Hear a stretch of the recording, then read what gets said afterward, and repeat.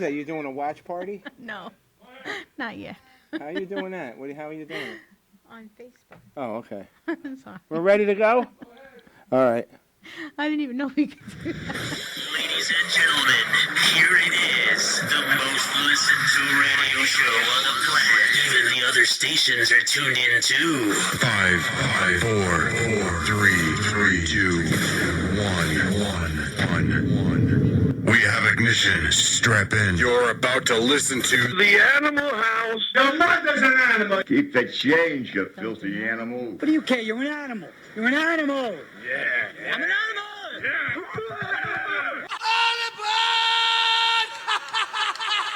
Atomic batteries to power. Turbines to speed. I feel the need for speed. The opinions expressed by the hosts, callers, and guests are not those of Hamilton Radio, Armed Forces Radio, Raw Talk Online, 102 DLG Radio Orlando, QStarFM.com, or Animal House Radio. Some of the material broadcast on Animal House Radio may not be suitable for listeners under the age of 18. Listener discretion is advised.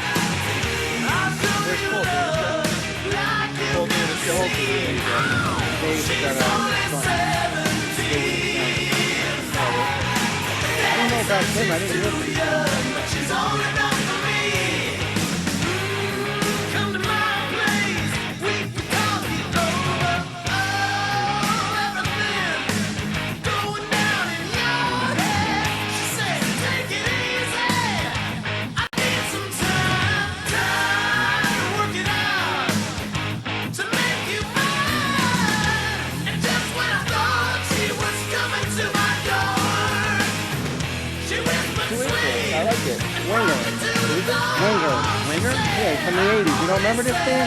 No. Oh my God, Marty. What are you in the cave?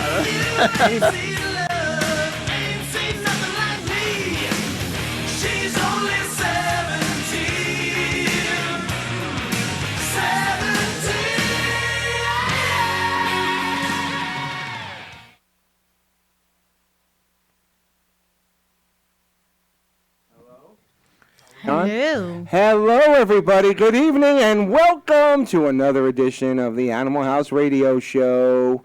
We have a very special show tonight. As always, we try to bring you the very best in entertainment. Tonight's show is brought to you by La Vita Mia Pizzeria in.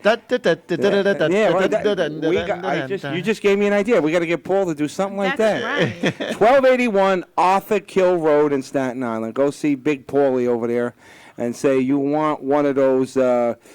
Jimmy's original calzones, but it's going to take at least an hour for you to get one. But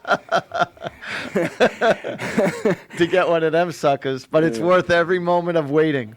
Paul Veneer, Tim Eli, and Dave Hodge are off tonight, but we'll see them all next week. In studio with us is the omnipresent Artie Hoffman. Ha. And to my right-hand girl, the jewel of the Nile, Miss Gisela Bella. Hello. And I thought that was the jewel in here. it's Rosh Hashanah. Simon, I'm the amethyst. You're the jewel of the I'm the Jew, she's the jewel. You just get cat fight off camera. And my rock consigliere, our correspondent that travels he'll even go to Asbury Park for an interview. I'll walk from Main Street to the ocean. I am focused and dedicated. Welcome back. He was off last week because he was rehearsing because he's got a big gig coming up this week, and I know you're all going to want to hear about it. Please welcome back Steve Keller. Hey, how you doing? You're beautiful. Yeah, that's right. Where are you playing? We're playing, Ripped is playing at the Brighton Bar with a band called Weapons of Anew. Okay. They just got off the road with Scott Stapp. Oh, cool. Yeah, so they've been out on the road. It's gearing up to be a huge night. It's going to be a lot of fun. Oh, that's awesome. What night is that? Saturday night, October 5. Oh, And okay. We will be there. Cool. Yes. be there? Okay. Saturday, if I do not have a party, because I don't know what my schedule is, but I promise you I will be there if I do not have Well, a you, party. that's fun, you yeah. can always have a party at the party. I gotta. I don't want to steal anybody's thunder, sugar. That's not the way I roll. No, No, but it's no. going to be a good one. I'm you sure can wear it your is. Harley vest and you'll fit right in. But we have two very special guests tonight. Coming up at 8 o'clock, the iconic 80s singer-songwriter Kip Winger will be joining us. Oh, wow. I've been a big fan of his for a long time. He's from the 80s, so enough said there. And he's very talented, and he comes from the Alice Cooper stock, so you know he's a solid performer. Everybody. If you talk music, Right. it stems from Alice. Well, I never heard anybody directly reference him. That saying I've never heard them say he was influenced. It's always the Beatles or Hendrix or. Well, you want to know a funny thing that I found about like Alice Cooper? He started off in around 64, 65. Oh, that I didn't even realize it was that early. Just like bands do, cover stuff. They did original music too. They pressed local singles in Phoenix, Right. Arizona, but they would do Yardbirds, Rolling Stones, Beatles, all that type of stuff. They had their Stones down so much, they were known and referred to as the Rolling Clones. Oh wow. And you fast forward to around 1972, the Rolling Stones were taking from his book. Right. So the influencer was influencing the original influence. Right. And that's the way that so it was works. very influential. Very influential. Just to let you know, Steve is the ultimate aficionado of all things Alice. Which is basically music. Well, let me ask you a question, Steve. You said they were doing covers to start out. Sure. When did they start doing original music? Well, around 66, I think they released their first single as a band called The Spiders. It wasn't Alice back then. No, that wasn't. He was still Vince. Vince. His name is Vince. Yeah. Vincent Fernier. Vincent Damon Fernier. And he was Brilliant. invincible. Invincible. But he was also influential. Influential. Oh, yes. And then at 9 o'clock, joining us will be the lovely and talented actress Leslie Easterbrook. Now, if you're listening to us right now, you're saying, who the hell is Leslie Easterbrook? Who the But hell if you is Leslie? watched Police Academy, the movie, you know her as Sergeant Callahan, the buxom blonde on Police Academy. Buxom. You like that? See, if Paul was here, he would write that down. Buxom. So I'll write it- We said it 5 times now. She was Buxom. definitely a hottie, and she still is, right? Yeah, for 70 years old, she's held up quite well. And Leslie will be appearing October 11th to the 13th at the HorrorCon at the Showboat in Atlantic City. And I'm sure she's going to want to tell you all about that. So, but we're looking forward to speaking with her. It's very excited about that because I get to relive and interact with my my 80s group. But if you wanna listen to her, you're gonna have to wait at least an hour. At least an hour.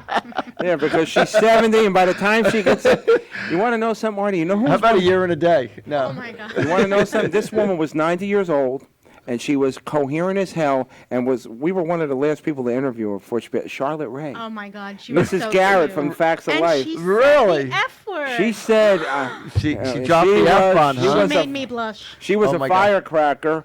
And then Gisela has all the luck. She had William Shatner. We only had like 15 minutes with him. He spent 12 minutes just going, "Can I say your name?" Gisela. He goes, I dated a girl named Giselle back in the day in Canada. I was 17. I was like, and Carlos like, can we just move it along? I want to say hello to everybody watching us on Facebook Live. Laura Crapsey, Raider Mike, and Sue Pava Santa Ana. Sue, when we get Kip on the line, I will definitely mention that. So I want you all to stay tuned. He'll be coming up in a few minutes. And like I said, tonight's show is brought to you in part by La Vita Mia Pizzeria, the best in the world. Hey! Well, if you order a pizza, you won't have to wait at least an hour. But don't call after 9:30 p.m. No, They not will even not be 9:30. delivered. His You'll son. be waiting at least 13 hours. If you call after 9 o'clock, you better call Domino's because you ain't getting a napkin out of that joint. But Paul is a dear friend of the show, and he's been very good to us, and he really has some delicious stuff. I tell you, he's contributing to our triglyceride levels and our clogged arteries, which is not good. But It's a good it's good for the emotions, just not for the body. so already, But the taste buds are unbelievable. Yeah, I gotta tell you, I Please tell envy me. you because you go to Fort Lauderdale for 2 days and then you come back. You remind me of a jet setter. Well, today I went to, on my friend's boat. We went. It was beautiful. I see you're all nice and tan. Yeah, and- at a Manila. This isn't a Florida tan. This is a Jersey tan. yeah. So I kept on asking, when am I going to go on your boat? When am I going to go on your boat? So today we had a day off together, and we went on his boat. Where was it based at? Manilokin. Oh, that's nice. They had a Manilokin River. You were Manilokin right Beach. near It's us. just- Get out of town. Yeah, we're Shoulda a came couple. over. Yeah. Oh, damn. I tell you should have that- invited you on. He would have had you on the Well, boat. you know, I Yeah. never I didn't been on a realize. boat in my whole life. Get out of here. Swear No. to She's God. been like sheltered her whole life. You know? All right. Well, I'm going to ask because we're going to go out one day next week, I believe, so long as it's in the 70s. And take your Dramamine. We don't want any greenness or sickness, seasickness or anything. The only boat I've been on, which if you consider it a boat, was the Staten Island Ferry. Sort of a boat. It is a boat, a tugboat, but Manilokin's so pretty. It's a shame though. It still looks bad after the. Etta Sandy? Yeah, they really messed that up because now everything's got to be raised up, and it just Yeah. it's not natural looking anymore. Like the home, the No, homes are beautiful. The homes are gorgeous Yeah. along the waterway, and I was very impressed because I've been up and down 70 like umpteen million times, and I never knew that there were marinas like right off of 70. Oh, yeah. And when my friend told me to meet him at where the hell was it on 70? Shoot, I forgot. But at this restaurant right off of Gabrielle's. No, but if you said it, I'd know There's it. a hotel too that has a. Who's a hoe? restaurant. It just amazes me when you drive down 35 and you see these big gaps of where a house used to be that they Oh, yeah. still haven't built anything Oh, on. absolutely. And then I think what's his name had a house there, if I'm not mistaken. Billy Joel had a house in Manilokin. I don't know if it was I like don't know. I've heard Spring Lake, I can understand. I think don't he know hit if- a house in Mandalore. Okay. Oh, with the tour bus? Yeah. Well, I know he owned a house in Bucks County. He owned a huge home in Bucks County because my friend ended up buying that house. That's in PA, right? PA in Bucks County, where New Hope is. But actually, it was one of the owners of ShopRite that bought the house from Billy Joel. Saker? And then my friend bought the house from the. Is it Saker? What do you mean, Saker? Saker ShopRite? How do I know? I don't know. Shaker, What's Goldberg, Goldstein. What's the difference? I don't know. Shaker. Oh my God. Shake it and bake it. It's a glass shop, right? No, but it was great. It was really super fantastic. When you're out on the boat, it's a whole nother sense of freedom when you're out on the waterways. And oh my God, did I just love it. Yeah. We actually went out last Wednesday, and my father passed away a few weeks ago. I'm sorry. So Thank sorry. you. We took him out to sea. We Is that actually- what Oh, he really? wanted, or Yeah. was he like military? That's why he did that, or he just No. loved boats? He liked the water. He wanted to go to the Manasquan Inlet, basically, which is actually where we sailed out of. Yeah. And am I to assume that, like, God forbid, when it's your time, we're gonna spread your ashes over Alice's house? Do you need the address? No, but actually, I kind of like the idea because, they have biodegradable urns now. Which I Really? didn't know until we Wow. just had to go shopping. But how did you? Well, let me ask you: do you feel like that you're gonna not have a keepsake of him? No. You know, because a lot of people just Well, put it the happened urn so out, like on a quickly, fireplace and- or something. No. No, well, you got the rings, you got the Yeah. shirts and the and the pants and the socks and the You know, this and the that. With the biodegradable urn, though, I was worried about like mixing it up with my pint of pork fried rice. Because if I threw the wrong one in, I'd have to bury him an hour later. It'll just be a feeding frenzy of sharks. That's all. Yeah, no, it's been a tough month. Yeah, you're Yeah, having a I'm rough sorry. year, but That's sad.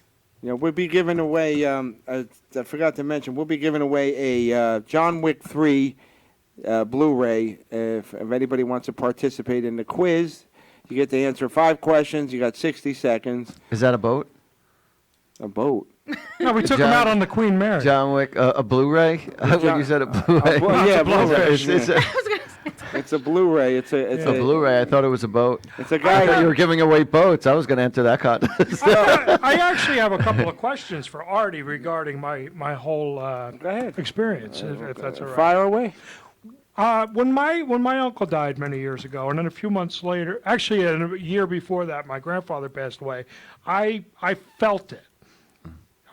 Something went down when it was happening, and then when I got the call, I went back to what I was feeling.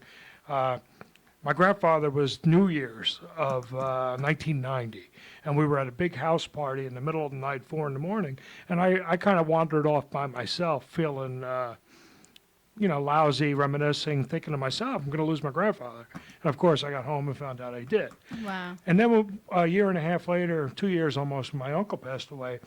Every night, it was a Sunday evening, every night I would watch these certain TV shows on Fox.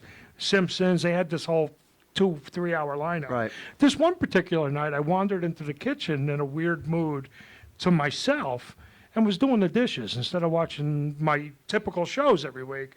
Then I got the phone call, and I ran I ran every red light, actually. But I flew from Kearney to Hoboken. I probably made it in about 12 minutes, and he passed before I got there. But that was another time I felt a strange thing. A week before my dad passed away, approximately, I was in the middle of something, and something struck me really weird, and I noted the time because I thought my dad had passed. It was happening, but it turns out he didn't pass away at that moment. What could that have been? Because that was the same type of feeling I felt twice before. Well, what happens even when people have not actually passed yet? I don't understand the dynamics, but their soul and spirit has a way of visiting you actually before they pass away.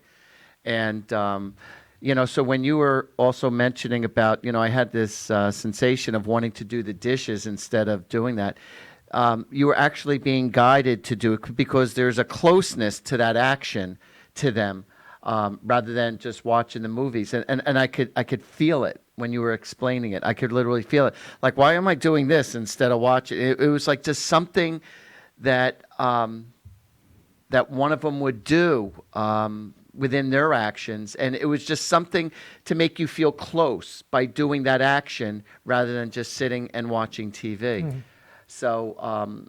And you were compelled to do it. You were strange. You were compelled to do it. It was a subconscious thing. But you're actually being told to do this in your subconscious, and you did it, not even realizing. It's like a lot of times I say things, not even realizing why I'm saying what I'm saying, but I just say things inadvertently that happen to be true. So your urgency, you have this sixth sense connected with certain people in your life that you feel compelled, I got to be there, I got to do this, I got to do that. And it's just, it's an unexplainable feeling, but that feeling is 100% real. You can't just physically explain it, but you just go on your gut, you go on your feelings. I got to do this, I got to say this, I got to call them, I got to be here, I got to be there, I got to do this. And it's this inner feeling of a connection with that person that you automatically do on a subconscious level. But that's your way of just connecting with them, Steve, can I ask a question? Sure, he had long hair, yes. In the case of your dad and your grandfather, was the 2 seconds, hold on. For some, like when you talk, for some reason I keep on seeing like the disco ball, like the John Travolta thing, and I don't know why I'm seeing that. I don't know what the connection is, and you might understand it later. But for some reason, I'm seeing the Saturday Night Fever or Saturday Night like thing doing that, and I don't know if if he would like joke around and do something like that, Yeah. But for some reason, I strongly see the time of Saturday Night Fever of that disco ball, and I don't know the meaning of it. Yeah. Does that ring a bell to anything? I mean, I goof on that action quite often, so Oh, right. I'm not sure. Oh, do you? Yeah, that's one of my moves. Yeah. Oh, okay. Well, I think that's your grandfather just probably mimicking you and just giving you a recognition, because I didn't know that you Saying, did get that. off the radio, go do the dishes. And get over there before the ball drops on you. Steve, in the case of your father and your grandfather, the decline was already known. Like there was like they were on their like. Yes. All right, Like, so I knew it my wasn't. It grandfather. wasn't. It's sudden in both cases. Now, No. Now, my question with your sister: did you get that feeling because No. that was a sudden thing? I think it helps. I think our mind not plays tricks on us, but knowing that, hey, he doesn't have long. You start to, and I think it opens you up a little bit, Artie. Like you're like receptive when you know somebody is not going to be well. So I think that helps when you say the spirit tries to reach you before the person actually dies. I think knowing that it might open you up a little more. But like with my grandfather, he was in the hospital, for instance, but we were at this party, and it was a big party. Everyone's partying and having fun and laughing, loud music. And then suddenly at like 4 a.m., I drifted off into a room and just kind of sat there. Yeah. So, I mean, there was no indication. Right. And then when I got home around 7:30, I got the phone call that my grandfather passed overnight, and I just happened to, because of the way I felt, I think it was in that time period. Mm-hmm. Right.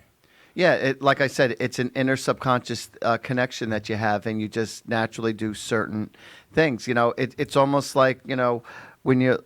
It kind of reminds me of like, and excuse me for using this as a metaphor, but like when, if a deer is being hit, unfortunately by a car or something, and the other deer are around, and it's like they're just, it affects them when they see another deer. And it's like you're affected by what's going on. It's just like you just have a natural reaction of being affected by other people in your family. It's just a natural subconscious thing that you have. Is that the same as like if like say Gisela, something like say like one of the kids got hurt or something, she feels it. Like, is that the same instance where? It's very similar. Yeah, it's very similar to it's that motherly gut instinct that a lot of mothers have. A lot of women become very intuitive once they give birth. It's like it's this automatic connection. It's like they can't even go to sleep until their kids are home. It's like once the kids are home, they can go to sleep. But that's not just a conscious worry, but it's also a subconscious. But if somebody is hurting and they're in a different state or something, all of a sudden you'll pick up and you'll call.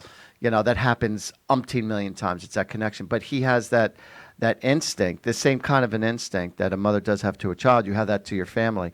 And it's just there. There's it's just who you are by nature. You're very empathic when it comes to your family or people closest to you. So, and you do feel that sense of loss and that sadness, and you just retreat, and then with your grandfather, when you wanted to go there before he passed, it's like you had this urgency. I needed to see him. Yeah, my uncle, yeah. Oh, your uncle, yeah. You needed to see him, and you did, because you knew that the time was coming near. There was something, It's something. Yeah, it's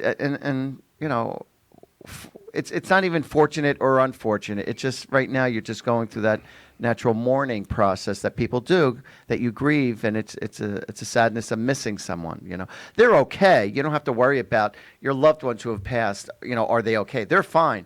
It's just that we miss them so much. Yeah. And that's where the sadness is. It's not about, oh, I feel sorry for them. It's like we feel sorry for ourselves. No, I said that during the eulogy. I said I think it's a selfish thing. There's one less person to call to ask for advice. It's kind of like, it's just it's. I know what you mean. It's a familiarity that's no longer there, Yeah. and so now it's learning to adjust to something new, and it is a sadness, and I feel it on your behalf right now. I really do. Wow. I think we all do, actually. Well, Gisela doesn't bringing count. the party down? Yeah, Yeah. wait. Gisela doesn't count because she feels sad for everybody. She's like Mother Teresa on behalf of everybody. She's like the proverbial. She's like the proverbial mother hen. She's she's like a lioness that will protect her cubs. Even Even if it's not her cub. She'll Get away from that cub. see the fangs come out. She knows that I have no problem with taking care of myself, but I had knee surgery a couple years ago, and I had a tumor taken out, and I was still walking with a cane. I wasn't 100%, and I had an altercation with a gentleman. Now, she knows that I would have busted him up to know, but she jumped right in front of me. She reminds me of a lioness that would protect her cub. She didn't protect me from him. She protected him from me. And that's just her instinct like that. She's a protector, just like me. Yeah. So write the word altercation. Altercation. No, right. Buxom. I'm Buxom gonna and give other- you that honor. Here's the Mickey Mouse. All right. All right. Disco ball. Disco fries. Well, I have some inquiring mind questions since you guys are really thinking outside the box Let's today. put them out there, and then I'm we'll gonna get put 'em Kip out on the there. phone, and then we'll answer the questions. Exactly. Okay. So, How many you got? 3? 3. Okay. And it's very lighthearted. But, Okay. drama, comedy, or thriller? What kind of movie is your family like? Explain. My family. Oh. Comedy. Pfft. Hands down. And then, what is your most childlike quality? And describe a time that changed your life. That what? Describe a time that changed your life. Oh, I definitely. Can it be for the better or for the worse? For whatever. For whatever? Change your life. A change is a change is a change. Okay, that's an easy question. Very easy. So, and anybody out there who wants to answer, you know, can please answer in the chat respond room. on yeah. the chat room, and I But will we read will. We're your gonna answer talk about that as soon as Monk, can we get Kip Winger on the phone, please? Thank you, sir. There was like many moments that literally changed my life. For me, when I moved to Florida I only moved for 5 months, not even realizing I was learning a cleaning business while I was out there because I hated cleaning. I hated the people who I was working for. I hated the clients. And I get along with everybody, but it was just so hard. But that was a pinnacle moment in my life because it taught me the cleaning business, and now I have a cleaning business now for 36 years. When I moved back home, I said, till a regular job comes along, I'll just start cleaning windows, and it just took off. And then when I got the postcard in the mail, how would you like to develop your psychic ability? And I just decided to, do it just for the fun of it. And that changed my life forever for that one weekend because I realized I was pretty good at it, and then it became a career. So, and then not to mention each of my wives, that changed my career. Hello, Kip. Yeah, I'm trying to. Can you guys hear me? Yeah, I can hear you now. Monk, can we turn up the volume a little bit? How's Can that you what? sound? No, I was talking to my engineer. All right, how's that sound? Are we good? I'm good. All right. Yeah, he sounds All right, good. everybody, it is 8 o'clock. Joining us now, this man is a legend in the music business. You all know and love him. Whoa. Whoa, boy, that was too bright. All right, lower that a little All right! Yeah! All right, joining us now is the very talented Kip Winger. Yay! Hit me with it. He's having a party. We're going to his house. Kip, thank you so much for taking some time. I see you're doing a bunch of stuff. You're so busy, and I just want to thank you on behalf of all our men and women overseas who are stationed, who listened to you growing up and still listen to you today. On behalf of them, I thank you. Well, I'm a huge supporter. Thank you for having me. I'd love to go over there and do some shows. Go anywhere. I'll go play some concerts. Oh, we would love to have you, and I will send the information to your agent about the. We deal with a couple of USO organizations, and I'm sure they'd love to have you. That'd be amazing. Love that. So, Kip, I mean, I have so many questions, especially me being a product of the '70s and the '80s. One of the things I found so interesting about you is that, when asked about your musical influences, nothing was ever a reference to rock. It was a totally different genre that influenced you to get into the music business. That's true. I mean,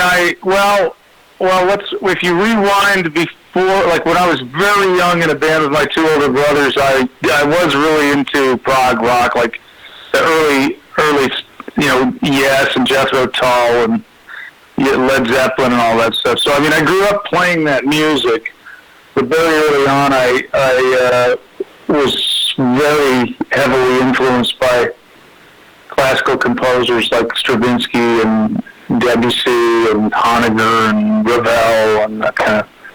So that came through studying classical guitar and then studying ballet. Because when I studied ballet, I was bombarded with all this great classical music that I'd never heard before. And I was, kind of very drawn to it. You didn't join ballet because you wanted to pick up some chicks in some hot tights. So nice bodies. So I was in kung fu with my older brother, and I was really stretched out, totally into that whole thing. And my girlfriend at the time said, "Man, I'd love to take ballet, but none of my friends will do it with me." And I said, "I'll do it. Let's try it," because I was very stretched out. I was always trying to do the splits and stuff. Wow. In kung fu, because your sifu is always going to try to hold your leg over your head for an hour and stuff. But and I tried it. I just took it to like a duck to water, and she quit, and I just stayed in, and I just was addicted to it. It's wow. Really a cool artistic form. Plus, I had asthma, and it was the only form of exercise I could do where it wouldn't create an asthma attack. It's a little Kiplinger tidbit that no one knows. So is your body double jointed? No. I was never like Baryshnikov, but I really love the art form, So, but the musical influences are really what set me off. Oh wow!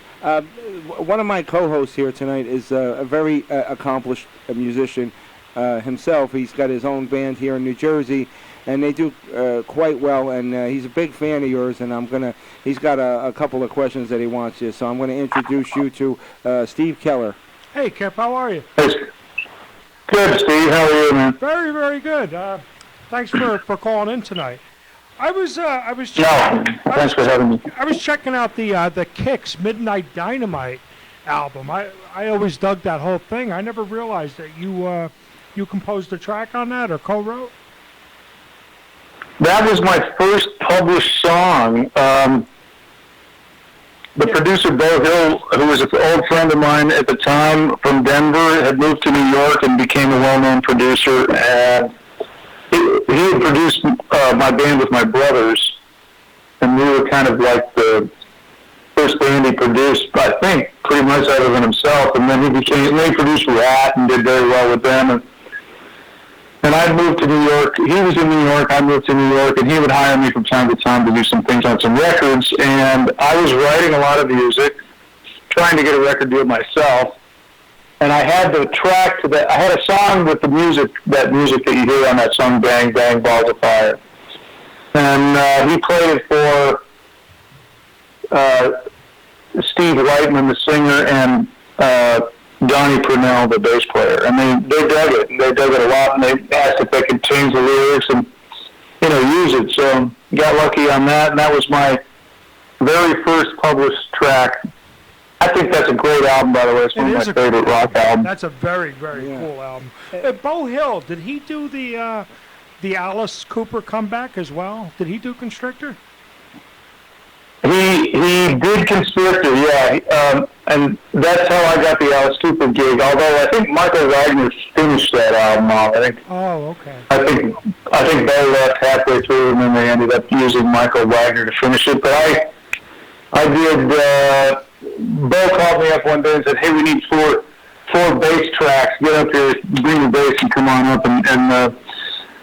It was the studio on 62nd and Broadway in New York, the old Atlantic Records, where Aretha Mardine was, always recording Aretha Franklin, and then next studio Bo would be doing Rat or whoever. And I think maybe several of the records that he produced were in there, including ours.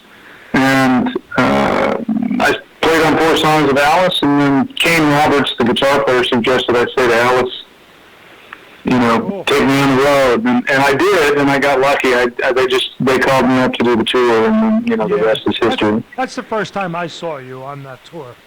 Wow. Yeah. Oh wow, that's going way back. Yeah, I think I caught your show in. I caught your show in Philadelphia.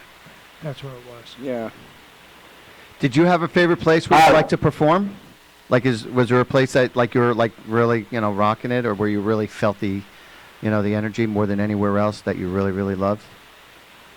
That's really hard to say, man. I've been all over the world, and there are a few places where you know you're going to go there and it's totally going to rock, you know, like Detroit or anywhere in Ohio or Chicago or... That's funny. We got a lot of Ohio in our chat room, and I heard about your show recently in Tiffin.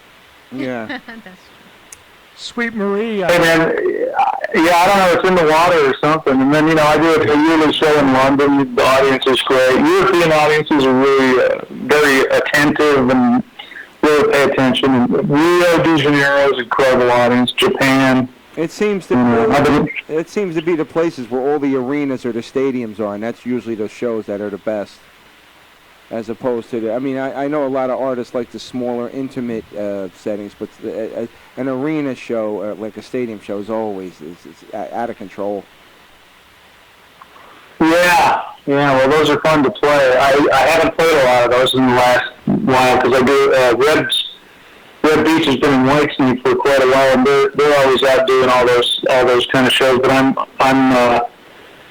I'm doing the guerrilla, doing my acoustic show with my percussionist. You know, we do the smaller venues, but it's awesome. I love it. You know, so very connected to the audience, and then I get to go out with my band and do the other stuff. You know? That's cool. With the acoustic, though, I mean, it's easy to travel. It's easy to get around, right? It's easy to play, in and out. It's got to be a lot of freedom in there. There is, and, well, you know, it all happened when the grunge thing hit and we were all out of a job. I was like, where am I going to play? So I put a solo album out called This Conversation Seems Like a Dream. And I was like, where am I going to play? I can't get a job here. So we booked like 30 Borders Books, and I played like 4 in the afternoon in Borders Books, and I played 4 songs on acoustic, and people started, this was 1996, dude, and a lot of people started going, hey man, play this one, play that one, and that's how my acoustic thing, you know, developed. I was really one of those guys that started that whole, you know, unplugged thing, and I've just developed it since. I've consistently done it since then, you know. Yeah, you know what? And there's a big trend with that now, because we've had, a couple months ago, we had Greg Kinn on, and a lot of the shows he's doing are like acoustic sets, and even we're actually been involved, because Rick Springfield's been on the show as well. He's actually doing an acoustic set with Richard Marx coming up here in New Jersey. I see that. Rick Springfield's amazing. Yeah, I mean, I see that as a growing trend, and I like the smaller. I mean, I love stadium shows, but the acoustic shows are a whole different animal, and they're really, really fun, and it gives you. I think it's like a whole different thing. It gives you a different perspective on the audience. It's more of an intimate feel, you're trying to say? Yeah, they're tuned into you. Well, you know. They both serve a different purpose, and they're both fun to do. I mean, you know, it's really. I love to rock with the band with a huge audience, and I love to play to 100 people where I can look them in the eye and really connect. So, and I play the music that serves the purpose accordingly. You know, so I'll play some songs on my solo show that I would never play with the band in a bigger venue setting. You know. Right. But it probably goes the opposite way too. I mean, do you play all of the songs that people know from Winger in your acoustic show? Probably not. You know what? I do Oh, actually. yeah? Or else I wouldn't get paid if I didn't. To be honest with you. I hear you. She's only 49. You know, that's another question I have for you. Would you have written 17 knowing that you had to sing it for the next 40 years? You know? Like. Oh, hell yeah, man. Paul McCartney's 75, and he's still singing, well, she was just 17. You know, I mean, he's still doing that at 70, however old he is. I mean, it was just a pop song, man. It was like, you know, Kiss did Sweet 16. Christine. I don't know what Going Blind. Christine 16, yeah. Yeah. So, I mean, you know. Kip, let me ask you, going back to the Winger days, at the time when you guys were performing at your heyday, you're essentially performing to one generation, the core audience that heard you on the radio, saw you in heavy metal magazines and all that. Nowadays, when you tour, and you're in front of 5 and 6 generations, and they know the music just as well as the core audience that followed you all these years. How does that make you feel? Hey man, it's a blessing. It's amazing. I'm always like, how do you even know who we are, to young people? And it's a pretty stupid question, actually, because, the internet has broken down all barriers of generation gap, Yeah. And good music is good music. So I feel very lucky to be still doing what I'm doing. And what I feel the most lucky about is that people love our new music. It's not just... the people come to our shows, they like the stuff off even our last album, Better Days Coming, So, or Karma, or the Winter Floor, the stuff that came after all the big hits, So hey man, it's incredible. What can I say? I'm very lucky. I'm going to ask you an old cliche question that I'm sure you've been asked a million times, but this is our first time. So, do you have a favorite song that you enjoy performing? I know you have. I'm sure you have them, but is there one that you with the band? Without question, my favorite tune to play is our opening. Well, it's been our opening song for the last 5 years. We're going to change it up, but it's a song off Better Days Coming called "Midnight Driver of a Love Machine." That song is so much fun to perform. Man. I really feel like a rock star when I do that. Cool. Well, you are a rock star. You don't have to. Kip, by the way, I'm a human, and a lot of times you're on stage, and it just doesn't feel right. Like sometimes it fits you like a glove, and sometimes you're pushing through the performance. I don't know, maybe your voice is doing something weird, or yeah. I don't know what, but that one song, no matter what, if I'm ill when I walk on stage, I love to play that song. Oh wow! When it comes to when you wrote your music or when you write, what is the process that you use? Is it just that when something hits you, you'll jot it down, or do you lock yourself in the studio and just with the band and say, all right, let's try this and let's see, and just all comes together, or?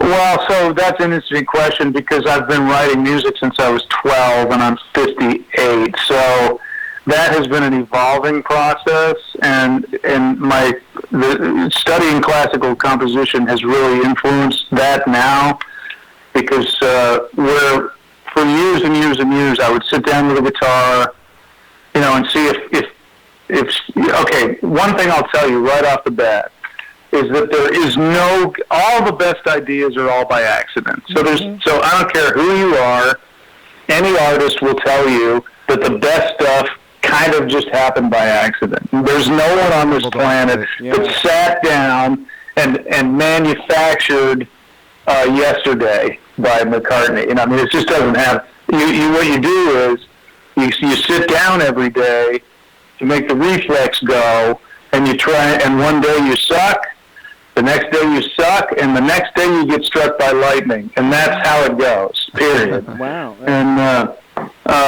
but the point is, that's most important, is to do it every day. It's like going to the gym. You could never develop your arms if you don't go to the gym every day. You can't just do it once. And I'm not a wait for the inspiration type of guy. You'll hear artsy people go, "Oh, I have to wait for the vibe, man." That's not me at all. I push through it, and I allow myself to suck, and I keep going, and then something will happen. And but the process has changed. A lot of times, in the old days, I would sit down with a guitar, and see what was there, and maybe I would develop the music, and then write the melody, and then the words, or maybe I'd sit down at the piano. And then, or Reb and I, the process with Reb and I is always the same. Him and I sit down in front of a recording machine or whatever, we get a little drum machine, I pound out a beat, and we start jamming to see what happens. Reb is one of these, he's like plugged into the universe. Usually he's riffmeister, he can come up with anything amazing. He's very, fast, and his ideas are always very high level. And the thing about Reb that you always have to have a recording thing going on because he can never remember anything he does. It's like, So- yeah, you got to go back and say, well, I know I can play it. I just did. You know? Right. Where So does you the gotta mind you go? gotta record what he's doing, and then capture that and go, oh, that idea, and then we'll develop that idea. Yeah. As I started studying classical music, it became more and more like just get away from the instrument. So now, like for example, I'm writing my first symphony for Nashville Symphony, and wow. I'm in the middle of composing it right now. I mean, I wrote a big section yesterday, but I can't actually sit down at the piano for too long because it will disrupt what's going on in my inner ear. So I'll sit down and I'll pound out a little bit of stuff, and then I got to get up and walk away, and then I just close my eyes and listen, and then I go back, and I kind of go that way. So for me, it happens all those ways still, wow, that's and it's amazing. been an ongoing development. And the last thing I'll add to that, I'm sorry if I'm just rambling, but No, not not at at all. all. I spent the last 3 years or so writing a musical with my co-writer Damian Gray called Get Jack, and that was the first project that I ever wrote music to existing lyrics, because everything that came before it on every record I ever did, the music, the melody, and then the lyrics. Yeah. And so this was a really interesting exercise, a 2.5-hour work, by the way, or well, I think 2-hour work, Yeah, I was just fully orchestrated with rock band. And it was the first thing I did where I read his words and composed all the music and the melodies. Well, I was just going to mention Get Jack. It's an insane concept, and I love it because it's like a side hobby of mine. About I study serial killers and the whole Jack the Ripper thing. It's an insane because when I was reading the bio about it, it says a musical thriller, and I'm like, all right, what do they mean by thriller? And then I read further down, I'm like, oh, that has got to be a. How did you come up with the idea for that? That was Damien's idea. I had the idea because I'd written a ballet for Christopher Wheelan called Ghosts, and then I wrote a piece called Conversations with Nijinsky, and those were both 20-minute pieces. And I wanted to do a bigger work. I wanted to really sink my teeth into a couple-hour work, where an opera or a musical, basically. Where I wanted to add singers to my classical music, basically, and I'm the kind of person that'll throw an idea out into the universe and see what comes back to me. I just kind of, Indians called it reading sign. Like if you walk out of your teepee that morning and stub your toe, don't go hunting that day. So I put the idea out there and said, hey, I want to do this, and then see what comes back. And about a year later, after I told a bunch of my friends and people contacts that I wanted to do that, I met Damien and instantly knew I could work with him. And then, he had the idea to do, this whole concept. Because I'm not really a story. I can write lyrics sometimes, but I can't really, formulate. There's all these devices you need for a good story. That's not my thing. So he did that, and I thought it was cool because we focus on the women and justice and all of this kind of thing. Yeah. So it was really. I mean, I never knew how much work I was in for, man. We put the album out already, but since the album's been out, we've gone through 3 or 4 rewrites. I just wrote a new song for it 4 days ago. Wow. Is there plans to make like a Broadway play out of that or something?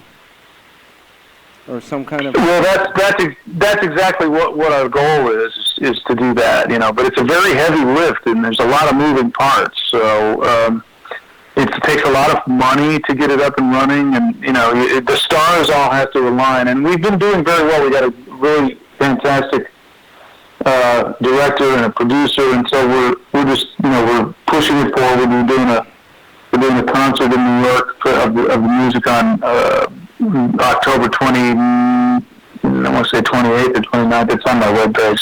Well, you're in. And Carlo has a shitload and of then money that he's done. He doesn't know where to put it. So, we're trying to get it up on a stage, basically, to answer your question. I think it's an amazing idea, and it's definitely going to be a home run. I mean, I really. You were about to say it's a killer, right? It's a killer, yes. yeah, knocking on wood. I have a question from a few listeners that are writing in as we speak right now. I hope you don't mind. One of our listeners, actually a few of them, want to know about the Beavis and Butthead incident. They want to know if you were upset about them wearing the Winger T-shirts.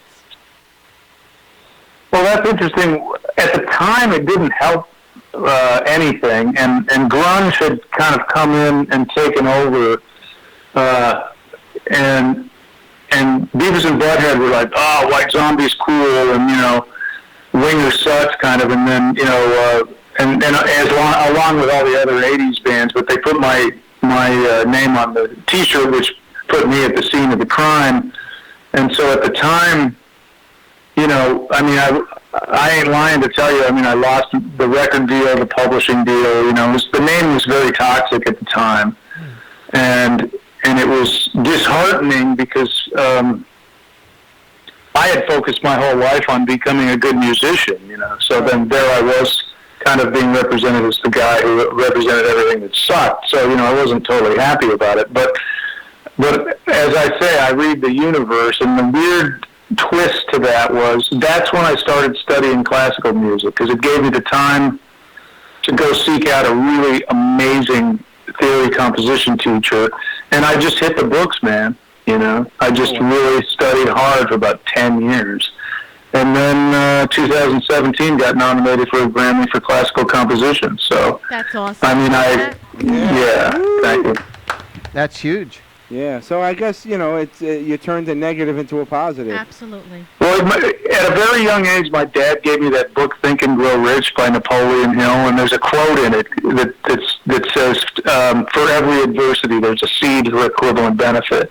And I've really lived my life by that rule. And so I owe it to my dad for that. And a lot of guys really took it hard, and they drank themselves to death, and, but the thing is, for me, it was always the music. It was always music.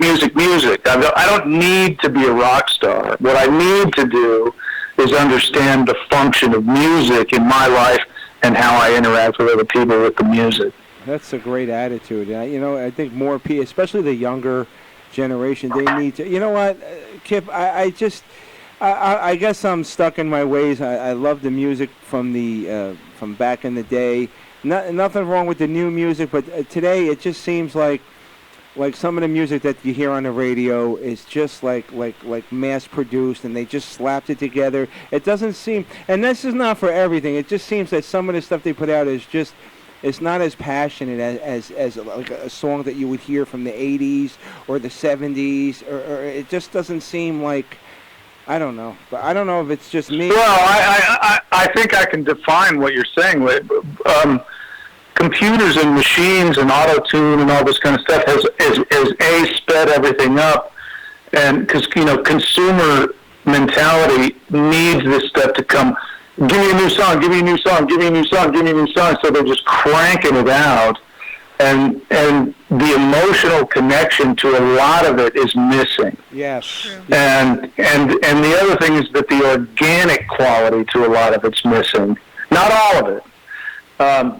But in general, I agree with you, and it's really it's a disconnect from the human emotional condition, and also just a few guys sitting in a room playing music. I mean, you can still go to the symphony and see live music played by real people, and then there's a lot of bands that still do that too. But for the most part, we do get barraged by consumer obesity, basically. Yeah. I want to ask you, I think this is a unique question. What song of yours that made it big, where you wrote it, what song did you write the fastest that made it huge, that made it big? That you wrote, that was really quick, but then it ended up being a huge thing. You didn't have to spend, many weeks. Headed for the Heartbreak. Oh, that was a that song. Yeah. How long did that take you? Really, maybe a couple days. It was like the figure. Well, Rob and I were working on the first album, and the figure. This just fell into my hands. I didn't have to work on it.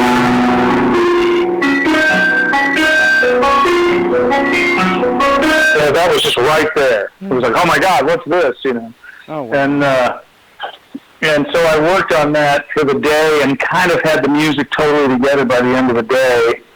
And then we we added Reb's guitar on the demo the next day.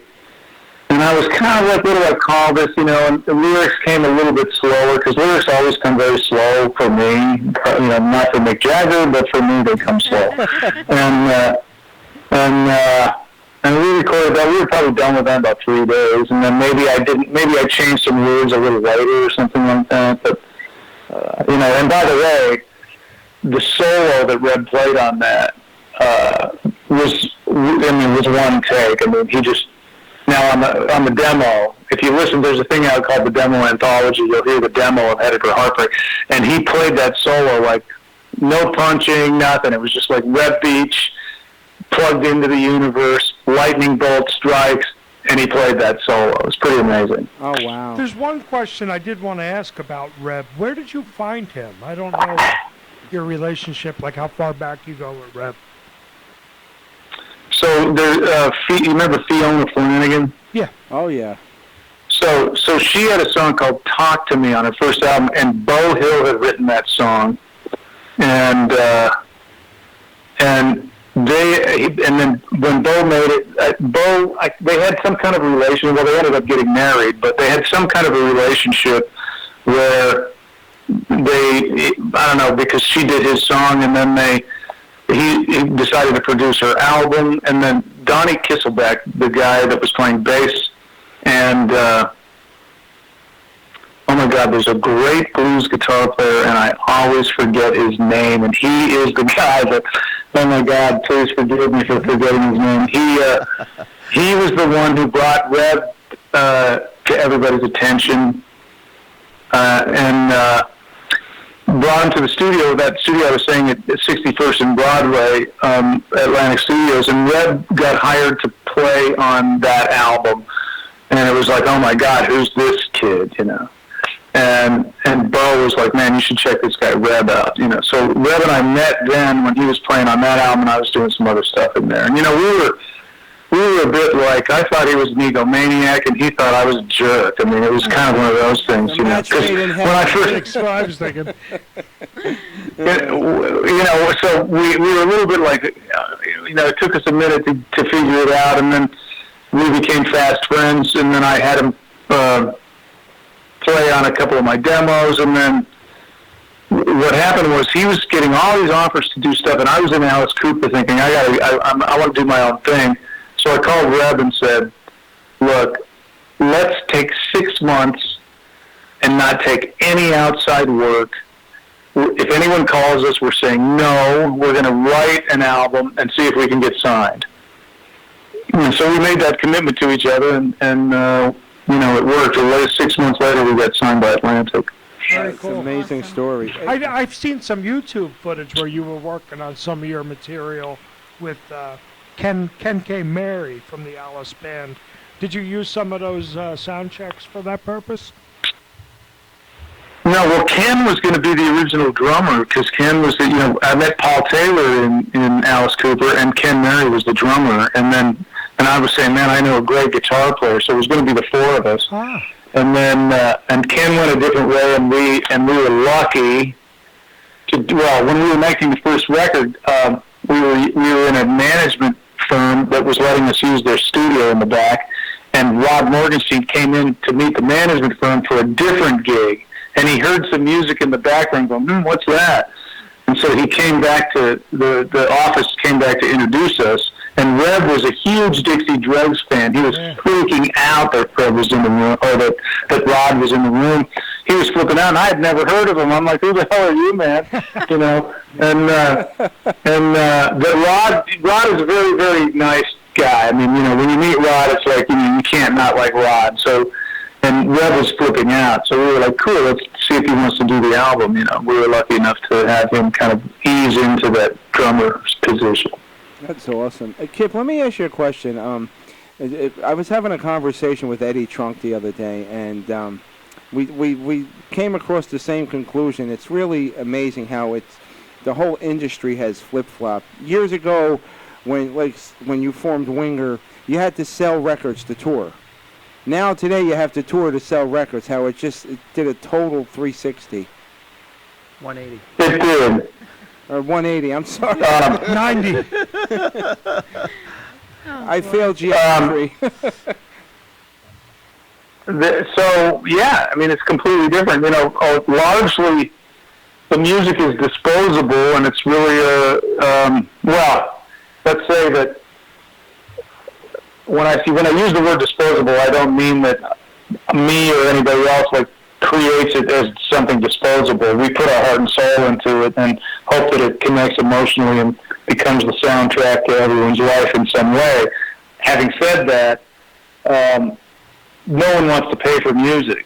So, yeah, you know, basically what the game is now is that you have to tour to make money as an artist, you know. Right. And the new music, the new album is a good vehicle to go, hey, we're going out on tour, we got a new album, come check us out live, you know, and see the new songs and stuff. But, Well, that's great for the artists because people love to see like to hear live music.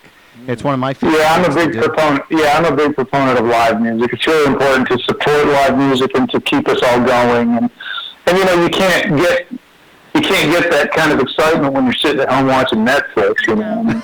You know what, Kip? Social media is good if you use it in the right way. I'm like so with it, but just think, you know, back in the day when you guys were touring, the only way people would have known about you is if they bought your record or they opened up a magazine, and you still were selling out arenas and venues and whatever. So that's a testament to your guys' talent, because even today with all the internet and all the social media, some people can't even do that with the extra help, and you guys were doing it, and there wasn't no other aids or whatever, you know, helping you guys to sell records. You were doing it all on your own. So that to me, that's why they were doing it raw. Yeah. Well, you know, I mean, that's why I'm a big proponent of the music back then, because like you sell, like I said, if you didn't pick up a magazine or hear it on the radio in the car, you would have no way to know. And so that to me is why I guess I'm still old school. I don't know. You definitely are. Well, I mean, you know, dude, a lot of people have gone retro old school. I see young people that are still old school. They want vinyl and they want to see the band live. You know, I mean, so I think, I'm with you because I am old, and I mean, I come from the generation where it was, you know, pre-internet and stuff. But I'm also a person that embraces technology and thinks, okay, how can I use this internet to my advantage, because it ain't going away, right, you know. Right. And you know, we kind of have to embrace it. It's kind of like, you know, do or die scenario. But what I will say is that the internet has made it much better for unknown artists to get their word out there, and it has benefited a lot of super talented people that would never have gotten a chance. That's true, yeah. I mean, you know, you got to think of it like, you know, the big record companies back in the day that I was, you know, you had to pass through the pearly gates to even get a shot. And now it's like, if you can put a video out that goes viral, you can get discovered and you can be in control of your own thing. So there is an upside to it. Yeah, no, because there is no big record labels anymore. They're all gone. So the internet is the only way that they're going to get a chance to even break through. Right. And the younger generation is not just getting their talent out there, but they're learning how to profit from it. So as far as them making money, they're learning how to sell their merchandise. That's their new keyword, is their merch. You know what I'm saying? That's a big thing with the internet. Yeah. I have a great name for a new production company. Viral. Viral, there you that go. would be the name of the new production company called Viral. Just to let you know, Artie, who's one of the hosts here on the show, he is our resident psychic, but he is the real deal. He is a spiritual advisor. He's a very talented psychic. He makes John Edwards look like a snake oil salesman. And text me his number. I love that stuff. I'll pay you for a reading. That'd be nice. Oh yeah, he does private. Yeah, absolutely. Yeah, I do private readings. I'll be more than happy to. I will absolutely do that. I just had the testimonial of my life this morning that like almost brought me to tears. I was like, last Sunday, you know, I have an international Facebook Live show every Sunday night at 8 p.m. and Eastern Time. And so this week, for some reason, I was going through some really hard emotional stuff within the last week to 10 days. And it was just hard for me. I almost didn't even do the show. And I said, you know, there are so many people who look forward to my show every single week. And so I said, you know what, I'm going to do my best. And after I got finished doing the show, I just thought, I think it was just mediocre. And then, so what happens is that when the questions are coming up on the monitor, I have my assistant Kerry who's reading the questions, and I say to people, as I'm reading the question, I said, even though I'm reading this person's question, if anybody else could take the information of what I'm saying and you could relate it to, apply it to your own, loved ones. Oh, I'm or to sure yourself. that's happened. Yeah. Oh my God, I got the biggest testimonial today. She goes, she was telling me, my mother took over your entire show and you didn't even know it. You kept on reading everybody throughout the whole show, because it's an hour show. You kept on giving people, she goes, everything you said had specifically personally to do with me and my mother. That's amazing. And she was giving me all the details. I love it. So yeah, I would be more than happy to do a reading for you. So Yes, I love it. the number Thank you. that we called you on, he can contact you that way? Yeah, man. Shoot Okay. me Yeah, a text. You guys got my number. What do you? I'll come in there and do a show. Where exactly are you guys located? We're in Jersey. Oh, cool. I do phone readings Cool. too, and I could do FaceTime. And if you're in the area, you're more Yeah, than are you welcome guys to gonna come in be- anytime. Where do you live? We'll do a barter system. Get me tickets, and I'll give you a free reading. How's that? Done. Kip, so where? Yeah, I mean, I live in Nashville, so yeah, we can do a phone reading. That'd be You live amazing. where? Nashville. Oh, hey, In Nashville, I'm there. Tennessee. Hey, you know I'm what? there. I'm watching that new show called Bluff City Law. It looks pretty good. Oh my God, I love it. I've never seen it. I don't watch much TV, but I've heard about it. I've heard it's good. It's based out of Nashville with Jimmy Smits from LA Law. Cool. It's pretty good. Yeah, But Kip, where's your next performance at coming up? I know you're going to be somewhere in Denver, I think. I'm going to Denver on Saturday, and one show in Denver on Saturday, and then I got a couple coming in upstate New York, and then Winger's going to do Milwaukee at the end of the month, I don't know the dates. Please go to the website to verify the date, and then near Chicago. Oh, okay. I can't. I wish you guys. I hope you guys come to New Jersey. I'd love to see. I haven't seen you since the '80s, and it'd be great to meet you and say hello. And actually, we could even bring some veterans out to the show. That'd be amazing. You just let me know if you need what you need. Yeah, and That'd be a lot of fun. For those who are listening, go to his site kipwinger.com. You can find out all about Get Jack, all his discography, his career, tour dates, merchandise. Buy some merchandise, you cheap bastards. Let's go. Kip, I Support the arts. yeah. Kip, I can't tell you from the bottom of my heart how great it was to have you on us, being that you're an iconic Oh, figure. thank you very much. And I just want to let him know, Oh, man. I don't know if you know him, but Charlie Schlatter says hello. Oh, Charlie, our friend. He's a dear friend of the show. Huh? Oh, good. Well, sir, tell him hi from me, and I thank you for the work you guys are doing, and thanks for having me on. Absolutely. Before we let you go, could you do me one small favor? Sure. Could you do a station ID for us over here? Absolutely. Basically, this is what you're going to do. You're going to introduce yourself and say you're listening to the Animal House Radio Show on the Hamilton Radio Network. The Animal House Radio Show on the on the Hamilton Network. Hamilton Radio Network, yes. The Animal House Radio Show. I have to write it down, or I'll never get it No right. problem. That's okay. On the Hamilton what? Hamilton Radio Network. We know, Kip, the words are always last. Put music to it. The lyrics are always last. We know. Exactly. Okay, here I go. Ready? And hey, this is Kip Winger, and you're listening to the Animal House Radio Show on the Hamilton Radio Network. Woo! Kip, God Yeah. bless. Continued It success. was a pleasure. I'm going to pass All right, the you guys- information along to Artie. Continued success, and consider yourself a friend of guys- the show. Whatever you need, we're there. Likewise. Thank you, guys. Have a good one. Thank you, Awesome. Kip Winger, everybody. That was great. Tim, nice. I was worried about you. I didn't hear from you today. Oh, okay. Took the wrong turn. That NyQuil, yeah, you were like, He was at the beach taking a tan. he was on that same boat as Artie. I got the. Yeah, I was on the boat today. There you go. I can.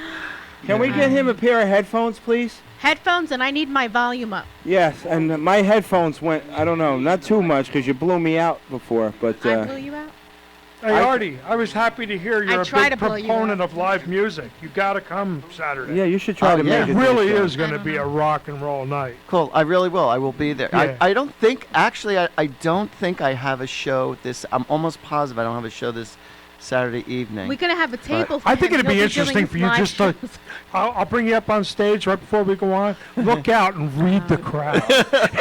But you know what I found from previous experience? Not that I don't appreciate that, but what I do and music, it doesn't mix because No. people are just into the music. They Yeah, don't want to, yeah.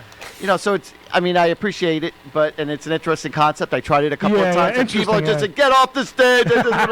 They're not into it. It's like some people, it's like they can't even relate to what I'm doing. And other people are like, oh my God, oh my God. Yeah, yeah. But, you know. This says 2, 4, 5. Wow. Oh, 2. I'm glad to see you, my brother, because you know I look forward to seeing you every week. Hey, my brother. Hey, my brother. So that was what was your thoughts on that? No, a very nice guy. I liked it. The veteran of the industry. Yeah. Very cool, man. Yeah, I mean- I'm amazed at the classical whole thing because Mhm. you would never think you would hear that. Oh, we could have won another half hour easy. Oh no, I know that. Yeah. Hear nothing. Is my mic working? Try the Yeah. other side, Tim. Maybe on the. So, Artie, yeah, just even though we mentioned it earlier, we're talking to the. We're live on the air. It's the Brighton Bar in New Jersey. Ripped Weapons of a New. Whoa. Brighton Bar. Yeah. I'm telling the audience to get a pen, but you did. Brighton. The Brighton Bar. in Long Branch, New Jersey. In Long Branch. Do we have a street? Yes, it's on Brighton Avenue. Brighton Ave, 121. Oh, I know Brighton Avenue, yeah. 121 Brighton Ave. No, this isn't working either. That's okay. What time do you start? Okay. Doors at 7, music at 7:30. We'll be going on a little later. Steve, would you share your mic with Tim since Yes. we're having some technical Yeah, difficulties? I don't know. All right, let's go over. We got a couple minutes before we get Leslie Easterbrook on the phone. Leslie Easterbrook. So- Yeah, Leslie Oh, West. forget him. No, I'm Leslie Tommy James. Easterbrook. Yeah. Oh, my goodness. Can you hear me? Sergeant Callahan from Police Academy. I hear you, Tim. All right, good. That's a good sign. Well, they're sharing. All right, so go over to because Tim just walked in. Okay, so inquiring minds for today. Number 1 is drama, comedy, or thriller. What kind of movie is your family life like? Explain. And number 2, what is your most childlike quality? And number 3, describe a time that changed your life. So Ah, I childlike have you guys quality. thinking, huh? And then I have 80s trivia. Good, thank you. So My childlike quality is always joking around. I mean, one of my problems when I was, dating back in the day, it's like, Artie, you're never serious. Like, nobody ever takes you serious because you just joke around all the Yeah, time. it's called deflecting. I get that. Yeah, It is. behind But the that's scenes. good, though. No, but behind the scenes, I am serious. serious in business. You're But right. on the forefront, Hell, you're not Paul. all jokes and play. Well, and he's fun taking and over in Paul's stead. Outgoing. Do people get annoyed? Instead. Like when No. you're joking around? No, Because All- sometimes I don't turn it off and some people get upset. now I have one thing I do have is good timing. I have good timing. So it's like, there's a time and a place for Oh, everything. yeah. You have a high sperm count. Yeah. Because the other night I had to chew before I swallowed. So school I was always on though, whether the teachers wanted me or not, but Yeah. I got But you always knew in good, I advance got what your good grades were grades gonna be. behind the Exactly. scenes about how I used to make them laugh because they during parents teachers night. Right. And here I thought it was going to be the worst night of my life. And we'd tell my mother, like, Artie was just so funny, and he broke up the monotony and stuff. And here I'm thinking that I was going to get slam dunked. No. But during class time, I got slammed up. Really? Oh, wow. So they appreciated it. That's No, but my childlike qualities is, see, like when there's a group of people to get together with family and friends and stuff, if there are kids there, I'll gravitate to playing with the kids than I will being with the adults. Okay. I enjoy So playing you're a with kid the at kids. heart. I'm a kid at heart, yeah. That would be my That's a good childlike quality. quality. That's the best quality. As is evident when you see me around my stepson Dante. I'm probably You're a mushy mush. I'm on the same IQ as him, and she'll Believe she'll it, man. tell Sound you good. that. That's a good thing. Because It's good and it's bad. we went to the beach during the summer, and we brought Frank and Janet with us, and Frank brought his grandson Tyler, who's like 18. So he comes out of the water, And he goes back to the plane. He goes, damn. He goes, Carlo's down there with the kids. He's having a bigger ball than they are in the water. That's what he goes, Gisela. He goes, Carlo's having more fun than your boys. I'm like, I'm sure. Because I'm still riding waves at 52. He's riding waves. He's riding the small carousel. And family Ocean life. County Mall. Family you know what's life. exciting? I'm sorry. That's all right. You know what's exciting? When we've all been to the circus how many times in our life, but what's really exciting is when you bring a kid there and you see the circus through their eyes. Oh, that's true. Or you've gone to a place, you've been a lot of times. It could be the Statue of Liberty. It could be the shore. But when your friends go there and they're seeing it for the first time, you get to see it through their eyes, and it's exciting all over again. And it's like you love to talk about it, and you love to get excited about it all over again because they're seeing it for the first time, so it's exciting to you all over again. No, you're right. You know It's what? funny that he says that because my What first if you time. take Stevie Wonder with you? I got to see it through No. Joseph's eyes because he was sneezing and his eyes were watery because he was allergic to the grass. No, my first time at Disney, I was 26 years old. Yeah. My grandfather's first time was 75 years old, and my daughter was 5 years old. But we all went at the same day.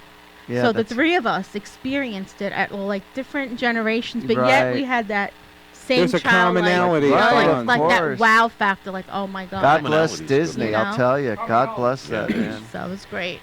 So you get forgot to experience Stead. it in all three eyes because it's like I was enjoying it SCAD. for myself, yet I could feel my daughter's happiness and my grandfather's Yeah. happiness all Oh, in that yeah, one. yeah. Sorry, we don't have a Pretty cough cool. button here. We can't afford You it. know, for the child, it's a first time wow, and Right. and for the elderly, it's like I get to re-experience my childhood all over again, or Right. bigger than ever.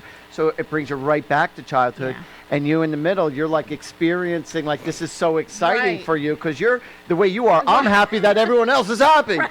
If they're having a shitty time, I'm not happy. I can't appreciate Mickey Mouse. It was just But if great just everyone to else see is the happy, I'm fireworks happy. and the castle, and you're like, you're crying because you're happy for you and Overwhelmed. the kids and everything. You're just like, wow. I got to tell you a funny story, being that we're talking about Disney. So one of my friends, she has 2 girls and a son. So she was taking her kids to Disney, and so she would always call her daughter, her youngest daughter, Princess.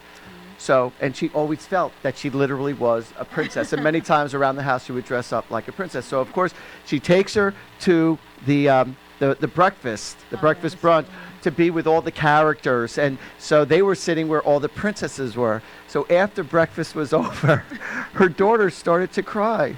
And she goes, "What's the matter, sweetheart?" She goes, "I'm going to miss you guys." She goes, "What are you talking about?"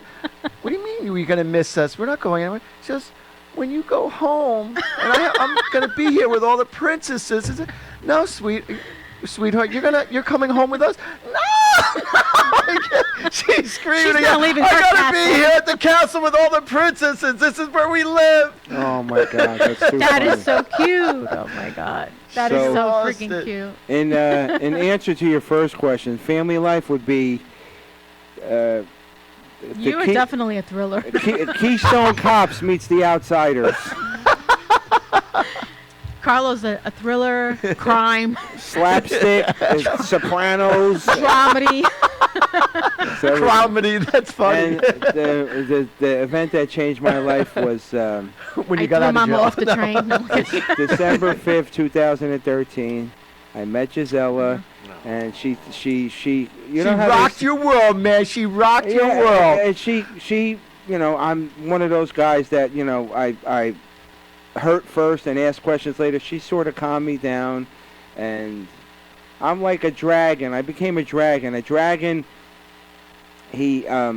I'm proactive instead of reactive now. I fear what my powers can do, so that way I'm a little wiser to say I'm not going to use this unless I have to.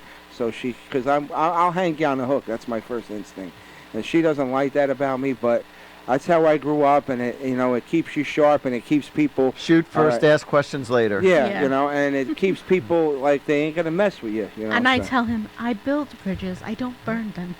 We built this city. Yes. I don't burn them. I Hulk smash them.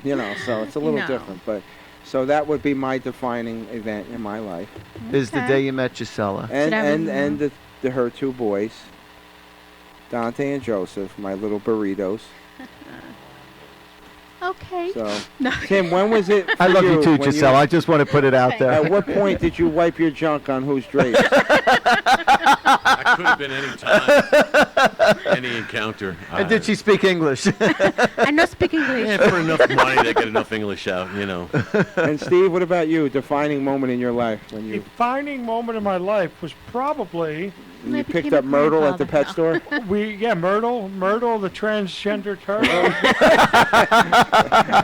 Myrtle the boy.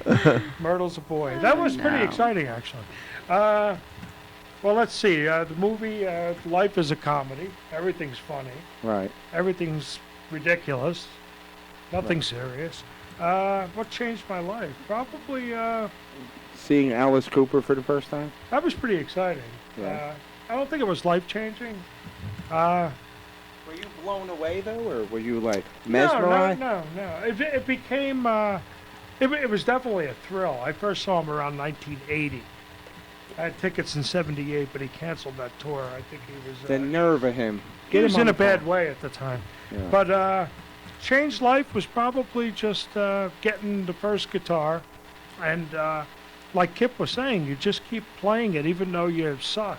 Right. And And eventually you you won't suck suck. less. You suck less, You yeah. suck less. And then people actually are convinced you can play and write. And so I think that was a life changer. Yeah, that's an unusual, funny compliment. You didn't suck as bad as I thought you would. I remember. That was when- like, not that you were great, but you didn't really suck that bad. It's like, wow. You suck less. I never heard that perception before, but I think I'm going to use that as a comedy bit from now on. You know what's funny? There was, Triumph. I love it. I You know absolutely love Triumph, the comedy dog, the the dog. puppet? Triumph, I the don't think insult he knows comic the dog? No. Well, he was interviewing Bon Jovi, and Bon Jovi did a movie with vampires. Really? So he goes, John, he goes, You can't even. he goes, good job on that vampire movie. It's about time you did a movie where you're allowed to suck. That is funny. Oh my God! Paul says it better, but that's basically the gist of it. That is All right, Gisela, you got to hysterical. answer some of your own questions Oh, jeez. here. All right. So my probably what kind of movie is my family life like? Probably drama. Yeah. And let's see. My childlike qualities probably just dancing and listening to music loudly and being annoying. Even in though the car. she's her age, you never say a woman's age. I'm smart like that, but she's deep down inside, she's like a 15-year-old girl, very not naive, but she's very innocent still. She's not naive anymore. Let's She use used the to word be. innocent. I am innocent. Innocent. Until proven guilty. I'm kidding. Especially in the morning when she wakes up, she sounds like I'm talking to OG from Magilla Gorilla. Are you taking the car today? I'm very soft-spoken. Yeah. Sorry. Oh yeah, now that I think about it, she kind of reminds me of the soft-spoken Ted Baxter's Georgette. I'm like Georgia Angle? Yeah. He says I sound like Hooks. Okay. Oh, Marion Ramsey. We're going to have her on next week, Marion Ramsey. Hooks. And describe a time that changed my life is probably the day that I actually had the balls to leave my husband. Yeah. Yeah. That is After that is 19 big. Yeah, years of seriously. married, Well, So that hey, was you big. got to do what you got to do. And, meeting Carlo and him introducing me to this whole new world. And Yeah. all Yeah, of that- you guys. And her coming to all the 80s rock concerts and 80s like a trooper music, and not yeah. knowing. She had to Google who Joan Jett was on the way to the concert. No, the best story was Boston, not us. Joan Jett, No, Boston. I the wanna best see Joan story was Jett. us going to the Foreigner concert. Oh, this is funny. Listen to this And already. this was my first experience on the Animal House radio show. And after, before the show started, we had a meet and greet. And we're online. And I believe Tim was there, right, for the Foreigner? So we're online. And I'm waiting to go. And I see these gentlemen behind the screen taking pictures with people. So now I'm waiting for them to leave. So the young man that's working at the concert says, "Ma'am, you're next." And I go, "Okay." And he looks at me and goes, "Ma'am, you're next." And I go, "Okay." Then he goes, "Ma'am, you're next." This time I was like not nice. I go, "I know." So he goes, "What are you waiting for?" I go, "I'm waiting for them to leave. I'm not with them." He goes, "Ma'am, that's the band." I go, "Okay." That's so And I just funny. walked over and I took a picture with them. Funny. Carlo, Gisela just insulted foreigner. I know, right? So Carlos says to me, I got my from tote this bag. point I've on, insulted many foreigners, so don't can even you worry about please it. On a deal. Google Yeah. the artist so you don't embarrass the Animal House radio show? No, it's not even that. Like, we went to see Boston and Joan Jett down at Camden. I would have And- loved to have seen Oh, that it was one. a great show. And I that's love when we them both. got to meet Joan, and she's really great. But I said, Google Boston. And she knows the song. She just didn't know who sings it. Like, she knows Amanda. She knows More Than a Feeling. You know, the Yeah, radio I love hits. Party. Party, party, But- party. all right. So that's my. And so, do you want to do 80s trivia? We're going to do that at the tail end. Let's Oh, get I went to the Global concert in Central Park last Saturday. Oh, cool. That I've seen you. was Carole King? Nice. Amazing. Oh, I saw that. Carole King. Good. Tim, would you do Queen, me a favor and give this to Mr. Monk and tell him One to get Leslie on Direction, the phone? Alicia Keys, her. Oh my God, that girl, her. Oh my God, what a Her? voice. That's her name? That's her name. I don't like her name at all. Yeah. Her. But let me tell you something. This 22-year-old girl, not only was she drop dead gorgeous, she has a voice that's equivalent, as powerful, as beautiful as Wow. Whitney Houston at her best, Wow. and plays guitar like Jimi Hendrix. That's amazing. She was like blowing the audience out of the water. She was amazing. How much were they charging for the blow? Well, for VIP tickets, which is what I got, it was up closer to the stage. It was 175, and then if you wanted general grand admission, Look it was at like you, the 120 or baller that you 125. are. What do you mean? You look gotta at hang out you. with See the way he Carlo. said that to me. Look Yeah, at you. He's such a Jew. He wish he was Jew. I got to have great seats when I go to a show. I'm not Yeah. going to do Carlo's a nosebleed. spoiled brat. No, well, you're on the grass regardless. I Yeah. just didn't want to sit all the way back, all the way. You Right. know, if I'm I going to thought be in. Carlo was clean. No, No. Carlo likes He to said sit he on was on the people's grass. laps. It's on the grass.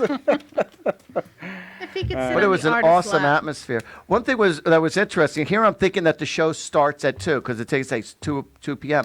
So I get there at 2 p.m. My friend's running an hour late coming in from Connecticut. And I'm saying, oh, all right. You know, listen, it's an all-day concert. I'm just going to chill out. Plus, he's running. Exactly. Yeah. So to find out that the show starts at 5 and they open the gates up at 2. So I was like kind of happy in a sense, but it was an awesome day and the weather was perfect and It was beautiful. and everyone was just freaking amazing. It was just an amazing show. It's nice when So. you can go out and experience something like that without any violence either. Oh yeah, You know, and it's just Queen like- was the last group that was on and they were amazing. Adam Lambert and Queen. Yeah, so but I only stayed for 5 songs cuz I was not going to compete against 60,000 people Trying to get out. getting out, going to the train, going to the subway. You know, it's like, nope, I left in While they I all came were in holding- peace and I left in peace.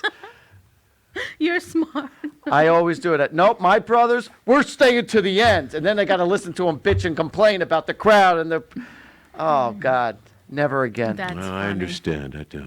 We're going to get Leslie Easterbrook on the phone momentarily. and- West? Leslie West. You know, that was so funny. Were you there that time, or were you listening at the time? We had Tommy James and Leslie West on the show at the same time, and I got the times mixed up. So when Tommy James my calls, God. I talked him up as Leslie West, Oh my God. and then I did the same thing for Leslie West, and he goes, "But I'm Tommy James." he totally confused That was me. totally funny. My I remember that. So, guys, please, if you're in the area, get out to see Steve Keller's band, Ripped, with Weapons of Anew. Really great band, a friend of the show. They've been very supportive of us, and they've really hooked him up for this venue. So I need all our Ripped fans to come out and show their love this Remind Saturday. him of the It's gonna be venue, too. awesome. Remind him of that venue, date, time. Give him the whole thing again. It's October 5th, which is this Saturday at the Brighton Bar, which is 121 Brighton Avenue in Long Branch. Yep. And so just come out, and I know you're not going to be You're disappointed. going to see Steve, his band, and the whole cast of Animal House Radio Show. Absolutely. More than a feeling. I hope so. Joe, What do you can mean you hope so? Tim You will have the be there, power. and don't forget, Tim, you gonna ladies, come he and has a hang out? high sperm I'm going count. to come. I just don't know where. That's where he's going to come, guys. He's going to come and he's going to hang out. He just doesn't know where. I'd like to. Oh, that's very interesting. Monk, are we having some difficulty? Tim, would you check on him for me? Oh, there we go. Like, here's something good. Before I sit down, let's wait and see.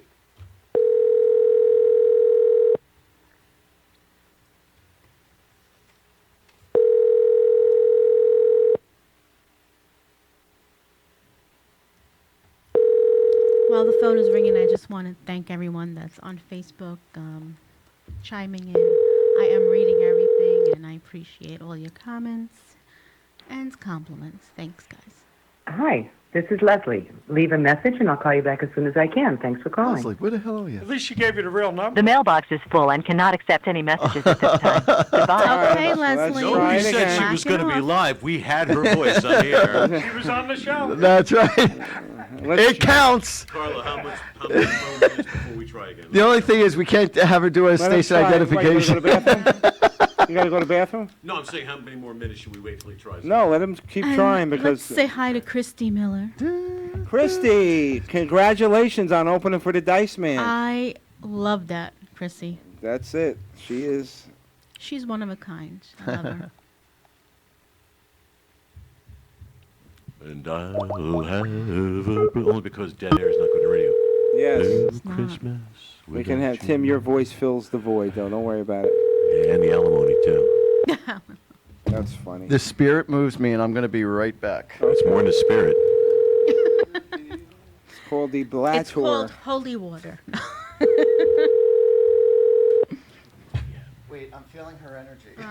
Feel me. Stop it. He's still connected. Those weren't her energies. Hi, this is Leslie. Leave a message and I'll call you back as soon as I can. All right, She was on Monk. the show twice. We'll wait a few minutes. Let's do some trivia. Okay. Yeah, please. So, This is always fun. here we go. Which 80s movie spawned 6 sequels and a TV series? Oh, wow. Oh. Da-da-da-da-da-da. That's good. 6 sequels. And a TV series is the biggie here. Ooh, That wow. wouldn't be Animal House, would it? No, that was a 70s movie. No, 70, yeah, Yeah. 78, 79. It did spawn a TV series, though. Oh, that's you. Hello, Animal House Radio. It's Gisela speaking. Hello? Okay, we're on the air, on the phone. Yes. We're gonna. Can we try to call you back? Because we were trying to get you on the air. Is there a better number we can call her? Okay. Okay. Thank you so We're much. on the Hold air and on the Thanks. phone. Call back. Okay. All right. We'll call back. All right. I'll tell him. All right. Wow, that's a good question. I'm going to think about that. Wow. All right, Monk, try that again. I think we've. Thank you so much, Tim. Thank you, Monk. Monk That's is. a good trivia question. It really is. Oh wait, that's a hard. Back Wait. to the Future. No, but No, that was a. Yeah, you're right. That is an 80s movie, but still. 6 sequels. And a TV series. That's a kicker here. I should ask Leslie. She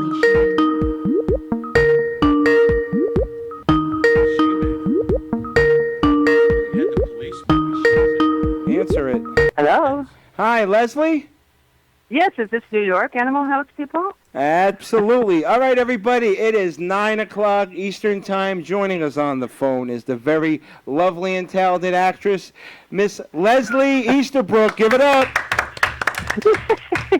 Hey, you know, it's really nice to hear you say that because you know, I think of so many other people as being talented, and I think of myself as just being a hard worker.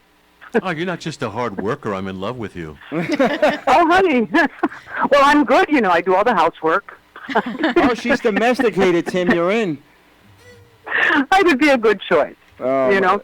Leslie, thank you this so is such much. a sweet thing for you to do. Well, you know what? Having you on, I've enjoyed you for so long, and I know you're very busy, and I know for those, I wanted to thank you on behalf of all our men and women stationed overseas around the world who are listening to us as we speak on American Forces Network.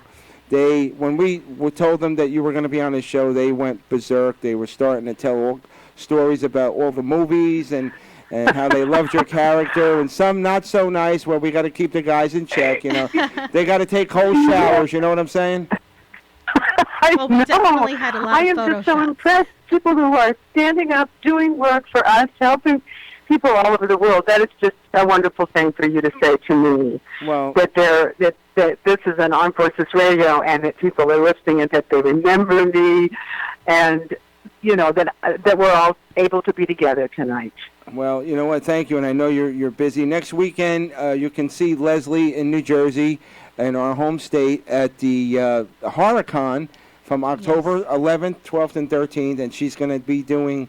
It's actually a Police Academy reunion with herself, Steve Gutenberg, and Marion Ramsey, and Michael Winslow. So we rarely have a chance to get together, so we're so looking forward to the show. I cannot tell you, and I think it wasn't a horror show, or it might have been. That show's been going on for a long time, hasn't it? Yes. Oh, yes, absolutely. I mean, many, many years, because I think I did it many, many years ago, and it was just my favorite experience. Yes. You know what, Leslie? I want to start there with the conventions that you do. What is the one thing that amazes you about the fans when they come out to see you? And is there anything that, I mean, besides the the ones that are star crazy, is there anything that amazes you about them that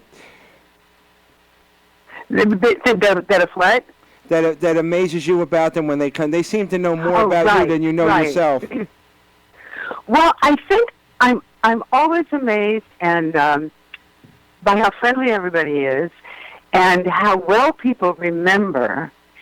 And the kinds of things that we get into discussions about and talk about.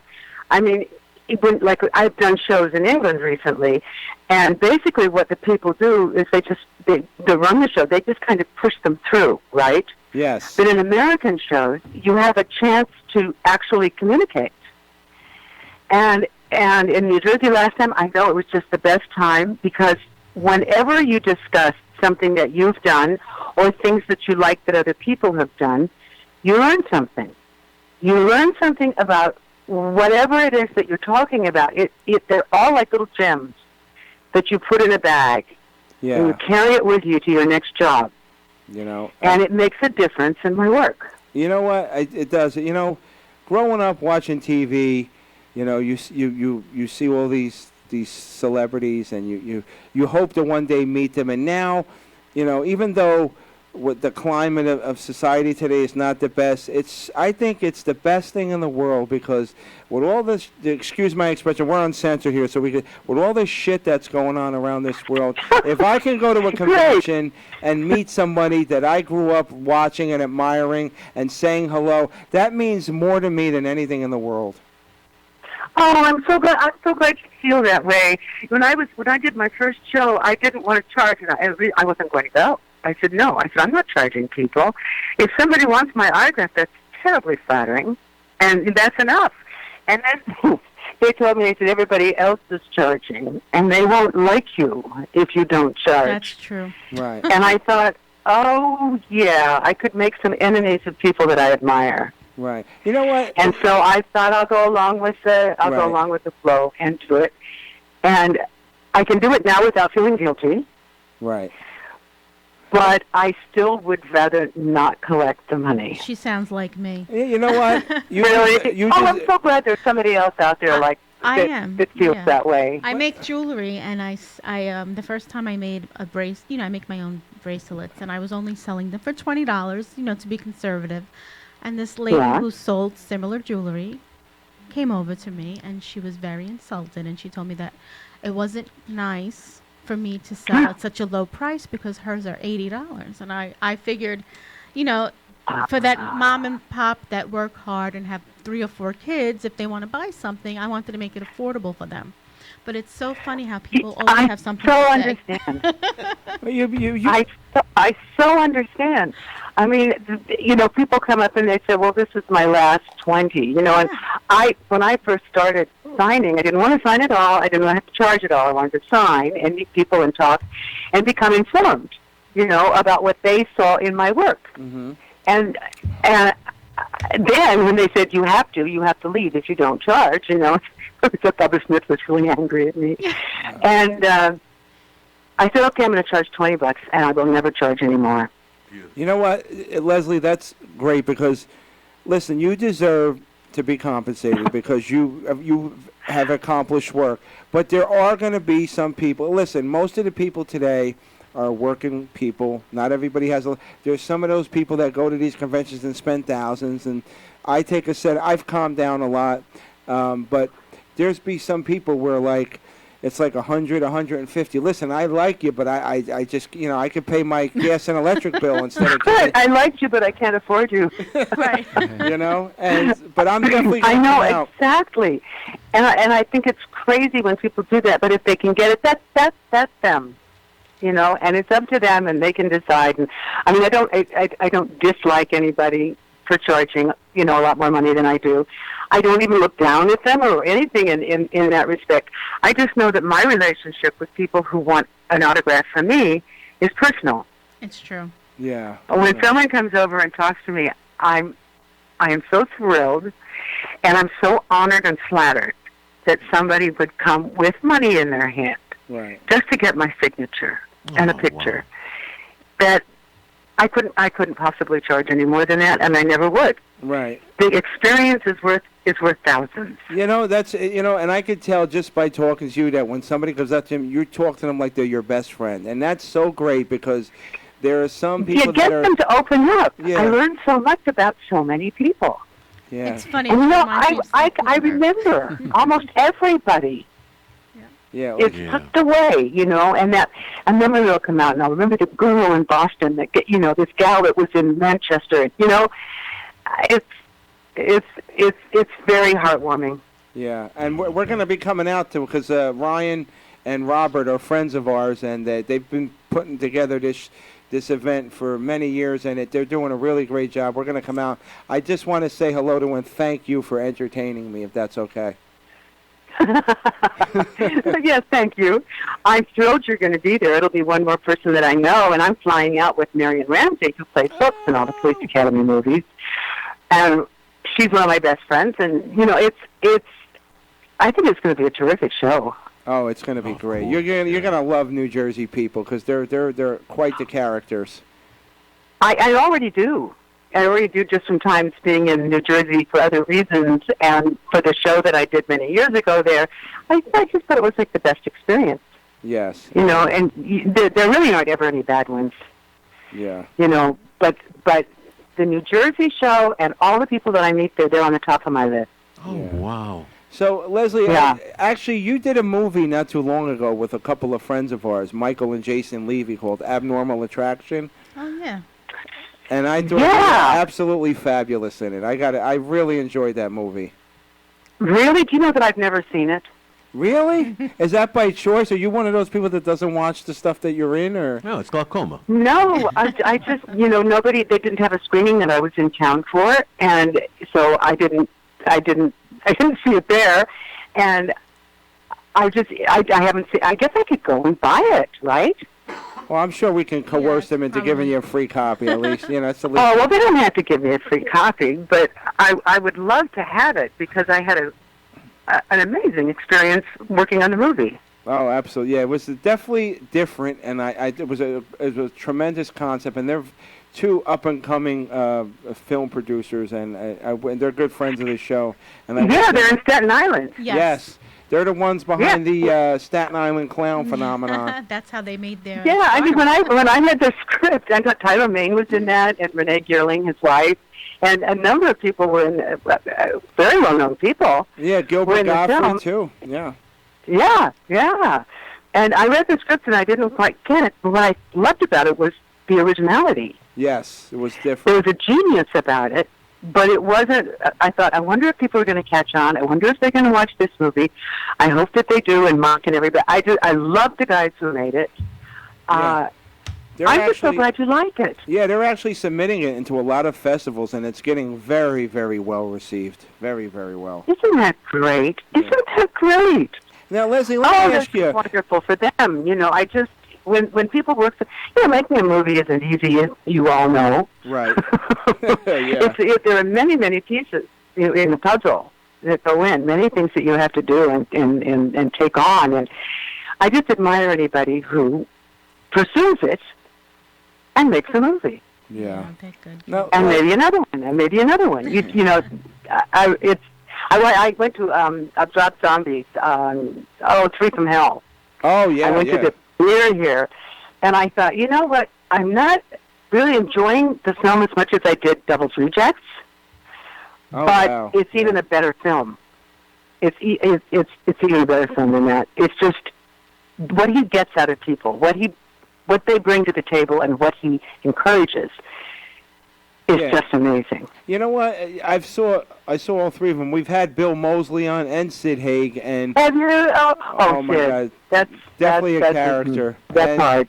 I mean, it's not your typical schlocky slasher film. It's got a lot of artisticness to it. I know that may be hard to believe when you're talking about a horror movie, but it really is well done. And Devil's Reject and House of a Thousand Corpses were brilliant. They really were. They really were. I mean, the artistry that went into Devil's Reject and shooting it with Rob and working with him and letting him pull things out of you that you've never shared with anyone in the world before. You know, certain emotions, certain craziness, certain whatever. He just writes and directs really, really well. Yeah, just the other day I had a confrontation with an individual who similarly pulled things out of me that I wouldn't have expected. My license, credit cards. You know what I mean? Wait, he pulled your license and your credit cards, and so how much was the ticket? Less than 20. So, hey, listen, I got to tell you too. I remember you from Laverne and Shirley, believe it or not, many years ago. Oh my goodness, you're not that old. No, unfortunately I am. I'm also that creepy, but we'll get into that momentarily. Yes. If you see a guy with sandy hair that looks like Donald Trump next week, run. Run. Oh, please, I might think it's Donald Trump and shoot you. Don't listen to Carlo. Did I say that? I didn't say that. I don't know. Don't believe Carlo. I am not a stalker, but I do love the house that you live in. Do you like it better in the spring or the summer or maybe the winter? Yeah, and good choice of clothes today, by the way. Well, don't. Oh, Leslie, if you saw what I was wearing today, you'd be hysterical in saying that. That's so funny. I should take a picture and send it. Oh yeah, send it to Leslie. Don't listen to him. Tony Kitane's got a restraining order on him. Oh my gosh! So you need another one. They say third time. Yeah, that had to do with the credit cards too. It's a long story. We have one of our co-hosts here, Artie Hoffman. If you go to artiehoffman.com, you'll see about he's the real deal. He's a co-host and he's a psychic and he's tremendously talented and he's a big fan of yours and he wanted to ask you a question, Artie. Yeah, how did you actually get started in acting? Like who inspired you, or was there a trigger point moment? Whose fault was it? Whose fault was it? Exactly. I'm not quite sure how it was. You know how sometimes things just happen and they're kind of odd. I was adopted at 9 months old in a little tiny town in the middle of Nebraska. Wow. And I was told, I knew a little bit about my mother, that she was a performer, but not much else. And my dad was a music teacher, my mom was an English teacher, and it's a little tiny farm that we lived on. And then we moved to a equally small community, and my folks were teaching and whatnot. And I was always pulled toward the West Coast or the East Coast. I would do a lot of reading about things in New York that were happening and things. It just was an interest of mine. And because my parents were performing a lot, too, but in a very, very small scale.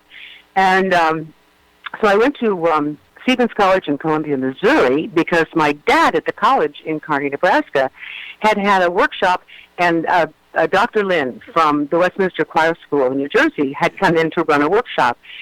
And we went to have lunch at the country club, and I said hello and talked to him, and he said to my father, he said, Carl, he said, your daughter is a singer. She's got an amazing, my dad, she can't sing anything. She can't even match pitches. And he said, no, I have to hear this woman's voice. And so it worked out that I went up to see him in my dad's office with the piano, and he started running me through scales. And at that point, he said, she's got a 5-octave range, probably a 6. And he said, you pay attention to this voice. So I went to Stevens College, and I studied music, and I was also playing string bass in the orchestra. And then in St. Louis, they'd send a car, and I'd go down and play with, in Kansas City, in these big things. But I got my degree in music, but I realized I loved opera, and I loved singing arias. This is too long a story, isn't it? No. But anyway, I was singing my opera, singing my arias, And my best girlfriend there was a harpist, and she was also in the symphony, and we were in the same homeroom area. And she lived in California in Burbank, and so I go back to Nebraska after we graduate, and I get a call from my girlfriend in Burbank, whose father was the conductor of the Burbank Symphony. There used to be a Burbank Symphony. And she said, he would like for you to come out and sing some songs with the Burbank Symphony, and Rudolph Fremmel, the composer from like the 20s and whatnot, gorgeous songs we used to sing with my dad.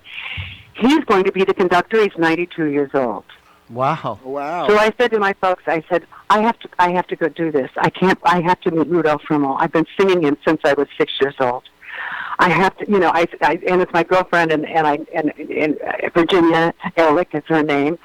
And my folks said, okay, take the little car and you can drive it out and you can drive it back. So I went out for rehearsals, and I had a long-distance call with my parents, so my dad decided to fly out because he was so desperate to meet Rudolph Fremmel. And I sang this concert, the Fremmel songs, and when it was over with the Burbank Symphony, which is not a big symphony, there was a young man that came up to my left, as I recall, and another gentleman that came up to my right, and it turned out the young man was a new agent at ICM. He was in the mailroom, but he was going to become an agent. And he wanted me to get to know him. And the guy on the other side was the head of music at Universal Studios. Wow. So all of a sudden, I wasn't going to be singing opera because they made this deal with me. They said, give us several months, let us stay here. You'll have a career in musicals, and maybe we can even find some opera. And so I ended up staying in California and not going back to, I didn't get my master's at Juilliard. I was accepted and all that, and then go live with Maria Stauder, who was a wonderful coloratura in Switzerland. And I just turned it all down and started studying in Los Angeles. And one thing leads to another, and I loved acting. Much easier than singing opera. Oh yeah. And then I got this amazing opportunity to go to the Music Center downtown in Los Angeles and be a driver for some of the shows and an usherette and get paid for it. So I ended up with Vanessa Redgrave and Charlton Heston in a production of Macbeth, and I took over the role of Lady Macduff. I mean, I wasn't an actor. But all those things started to happen. I drove Phil Silvers he was in New York doing the show. The little thing happened, funny thing happened on the way to the Forum. And so he was always talking to me about doing it. So one thing led to another, and I started getting jobs. Oh, wow. At different, like, musical theaters. And at the Dorothy Chandler in Los Angeles, and da-da-da-da.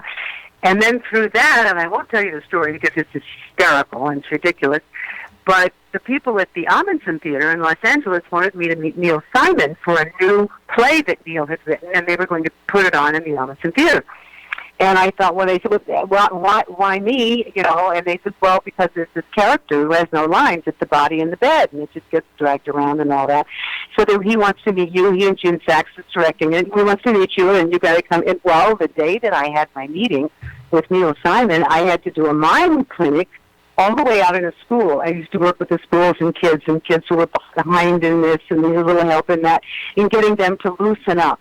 Oh, wow. And learning how to talk with their bodies, and it was very gratifying. But I was doing that in whiteface, and I had to come back to L.A. to the Music Center to meet Neil Simon. And I had a rent-a-wreck because my car was in the shop.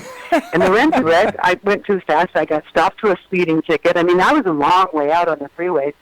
And this cop, he said, you were going X amount of miles an hour. And I said, I know I was. I'm so sorry, officer. And he said, well, where's the rush? And I said, well, I'm going to meet Neil Simon for a new play, to be in his new play. And he goes, wait a second. He said, you get going. And he said, don't go too fast. But just, wave at me from that stage one night. Oh, wow. Which was the sweetest thing anybody, it was like another thing that was just, it came from heaven. It just fell into my hands. And I finally got to the theater. I got parked. I ran in. I still had white face around the edges of my face. And I forgot my underwear. And it was and then I fell down I slid down this whole round staircase. When I got to the bottom, here comes Gene Sachs and Neil Simon. And they were hysterical. They said, you are very funny. And I said, I wasn't trying to be funny. I hurt myself. Oh, my God. At any rate, Neil Simon cast me in California Suite, which was a big hit and a wonderful. It was a wonderful thing. My character was like the toast of Broadway. I was on the Tonight Show with Johnny Carson. And just from a character that had no lines and being dragged around, and I got to work with Tammy Grimes, Jack Weston, names you won't remember, but there might be some people who watch and listen to your show that will remember those wonderful actors. George Broussard. I mean, just the best theater actors ever. And I got to learn from people, and I've spent my entire career learning from people. Oh, wow. Leslie, when it came to the role of Sergeant Callahan, now, did you audition for that, or they sought you out for that role? It's another story. It was a wonderful, well, unbelievable experience to do, but I was occasionally, I think it was the first time that my ex-husband, he wanted to see Rod Carew play for the Angels, and they had, how you buy a player from another team. Yes. They had just picked up Rod Carew, and he was desperate to see him play first base. So I came home from rehearsing Laverne and Shirley one night, and he says, "Oh, by the way, on Monday night, you're going to be singing the national anthem in Anaheim." So, what? I don't know how to sing the national anthem. I only sing it in a group. And he said, "No, you're going to do it as a solo." He said, "Just do it." And so I had to go out and get the music and try to learn it. And then I decided to do it a cappella with a pitch pipe, And so I was furious at him. And he drove all the way out there, and I got there just in time, and they introduced me, and I sang, the first time I sang the national anthem in front of anybody by myself. Did you start singing "Oh Canada"? Oh Canada! Oh, I did a big mess with "Oh Canada." Later on, I was in the Police Academy movie there. But it turns out that there was a girl in the stadium that night who was in charge of the halftime, entertainment, and the pre-show of that year's Super Bowl. It was Super Bowl 17. And she decided that night that she was going to find me, and I was going to sing the national anthem at the Super Bowl. Well, when that news got to me, I just said, "No way! I can't sing the national anthem. No one knows who I am. I sing it a cappella, and I do it very operatically, and I hit a very high note, which people seem to like. But the rest of it is just so traditional. No, that's what I want for the Super Bowl." So I was floored. I was floored. I floored for it. I spent $2,000 on a dress, and of course they didn't have it. And sang the national anthem for the Super Bowl. That's awesome. And the next day was a Monday, and I got the material and the audition for Police Academy. And our producer, Paul Maslansky, had been at the stadium for the Super Bowl. Ah, there we go. And that's why he wanted to see me for Callahan. Uh-huh. Wow. Now, let me ask you. I know it's too long a story, but it was just amazing. Talk about serendipity of events. Yeah, right? That's definite. Yeah. What, though? If you looked like Hillary Clinton, you would have got the traffic ticket. Hillary Clinton is a great gal. Yeah. Leslie, how close are you in real life to the character of Debbie Callahan? I am nothing like Debbie Callahan, unless I think Debbie Callahan, and then it's like instant. It's like, move it. I can it's like if the cars aren't moving, I'll find myself going, move it, move it, move it. Oh, that's so funny. I'm sitting in my car by myself, right? Yeah. Thinking that the other drivers are hearing me. No, I'm not really at all like Debbie Callahan. I'm not like Rhonda either on Laverne and Shirley. Oh, wow. I mean, that one I tried so hard to get out of. I did not want to go to the audition. I thought the show was very funny and terrific. And everybody in it was just superb. Yeah. I really did like the show. And I just thought, I can't do that. I'm this character. She's like a bimbo. She's like Hollywood. That's why she was brought on. The character was brought on to Laverne and Shirley is because they wanted to move the show to Hollywood as opposed to being in the Midwest. Oh, wow. And I had to turn down. I had a commitment to go to Sacramento to their music circus and do theater. And if I'd gotten the job, I blah blah blah. Well, 5 auditions later, I got Rhonda on Laverne and Shirley, and I had to cancel going to do the theater. And it was an amazing experience because I was playing a character that I didn't really know. Yeah. Yeah. You know, I had always, never, there's no way in hell I had ever felt like a bimbo. Right, yeah. I was always the one who was trying to make sense out of everything. Well, let's get your grade job, your average up, you know. Well, why don't we study together tonight? You know, that kind of thing. Right. You know, going around trying to, you know, whatever, because I know I learn with other people better than I learn by myself. And so that just was a mind blower getting around there. What was the we've had Steve Gutenberg on a couple of times, and when I first talked to him, he said that when he first read the script of Police Academy, he said he knew it was going to be a hit. Now, when you watch the movie, you could see the obvious camaraderie and the chemistry there. What was it like on set? Was it work or was it just fun? It was never work. Wow. I mean, yes, you had to learn your lines to figure out what you're doing. You had to figure out what your situation is and all of that, and that's what actors call work, right? Yes. But it's not hard work. you know? Right. It was the best time I've ever had in my life. Just being together with that group of people, getting to know everybody, learning our characters, being able to work together and interact, and having that material. It was a really good script. Right. Did you? Did they allow you to ad lib at all, or you had to follow the script? Well, I mean, you occasionally could, you know, and Hugh Wilson was great for that. If you had an idea, you could talk to Hugh. It's the majority of the time he would say no, but there are the times in the movie that he said yes, and they always make me smile. You know, Hugh was, how much I miss him. What a terrific guy he was, and he's just a wonderful director. Yeah. And then the cast was so much fun, and so much fun to deal with.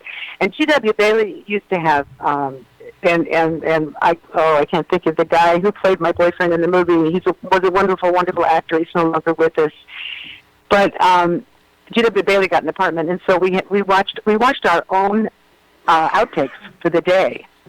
People with little cameras, and we'd watch. We'd look at the movie at night, things that were shot, but always from the wrong angle.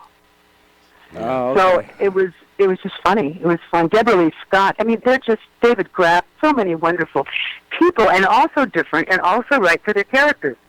I mean, in many cases, it's like you take a bunch of people on a bunch of roles, and everything's pretty much the same. Well, in Police Academy, the characters were off the wall. Yeah, and they were all very so different. And when I first read the script, I was sitting in my little funky apartment in L.A., and I read it, and I had worked with George Gaines in the theater at the Dorothy Chandler Pavilion in a musical, and loved him dearly. And I was reading it, and it was the podium scene from Police Academy, if you remember it. Oh, yeah. There's a hooker there. Mm-hmm. Well, I knew George. And so when I read that, all of a sudden, tears came to my eyes, and I literally fell out of the chair onto the floor and started laughing harder than I've ever laughed in my life. And that script, then I realized that I had been laughing all the way through it, sitting in a house by myself, just cackling. Yeah. And I thought, this is golden. It's golden. Yeah. If you do it half as well as you could do it, it would be funny. You know what? I love the whole franchise, but I thought and this is not I thought they did one too many. It started to get a little off. It started to lose its luster from the first couple. You know. Yeah, I think they make too many as well. I mean, you don't worry about telling me that. It's just that I wasn't going to turn it down because I got to go play with my friends. Exactly. Right, it's like right. family. Well, the two people that I would have loved to interview with Bubba Smith and David Graff, they were characters and a half because, and with Bubba being a football star, he was one of the best people I've ever met in my life. And I say best people. And my favorite Bubba story, and I'll just try to tell you quickly, that he and Dick Butkus doing they did a whole campaign for Miller Lite beer. Yep. Oh, yeah. And they went down to, and I forget, it was Bubba's alma mater, and I can't remember what school it was. He played ball for him. I don't think, Dick Butkus may have played ball down there too. But when they walked out on the field at halftime, the halftime show, they heard these, one half of the stadium went, and the other half went right, which is cool. Well, Bubba said, I'm encouraging these young people to drink. And he quit. Oh, wow. He turned down all of that money. Bubba was one of the most principled people I ever met in my life, and in so many ways. And he was such a gentleman and smart as a whip. And I just, it's hard. It's hard. We're talking about people that make me cry. Oh, I'm sorry. Oh, you would have loved Bubba. You would have loved both David and Bubba, and they were so different, but they were both really, really smart. I feel bad because I drink light beer. Well, to say. It might have been because of just. Well, he said anything while he was drinking. Your life story is it's amazing. Yeah. Hot-looking woman with talent must choose between Hollywood and Nebraska. Oh, what a tough choice. I know. Could be a school marm in Elk, Nebraska. Did it? Did you guys? Wait, it was strange how everything happened. All righty, go ahead. Now, did you guys ever just sit back and look at your own bloopers? Oh, you're a pig, did the Artie. cast? I don't know if Paul has a collection of bloopers, but he has shown us little things that have been very funny that weren't in the movies, like a little party favor, just throw it on a thing and show it. But I don't think there's any. The movies were bloopers. Yeah, the whole movie was. The a movies blooper, were a series of bloopers. Yeah. Leslie, what's in the first movie? Did you have or even through the whole franchise? Did you have a favorite scene that was near and dear to you? Well, yes, I do have a scene that was near and dear to me for a number of reasons. I don't want to keep you on all night, right? No, that's okay. But I loved working in every single scene of that first Police Academy movie because it was such a great group and it was a funny script and a terrific director. So, I mean, how often does that happen? So, let's see, what was I going to tell you? My favorite scene. Oh, poop. I can't remember the scene I was going to tell you. My favorite scene was when you dragged when the guy was sneaking into the rooms and then you were waiting for him. Oh, George Martin. It's George Martin, and one of my that was so the funny. scene. This is a story because it's a story. It's a story associated with the scene. It's when I walked into somebody's room, and it was the character that he was my boyfriend, in the movie, and I can't think of Andrew Rubin. I walked in and don't think I said anything or whatever, but I had, my uniform on. Well, I grabbed my uniform and I ripped it open and the buttons flew. And I say to him, you've been sneaking in here every night for weeks. And I was there, it was whatever, that was like the beginning of yes, our ma'am. characters' relationship.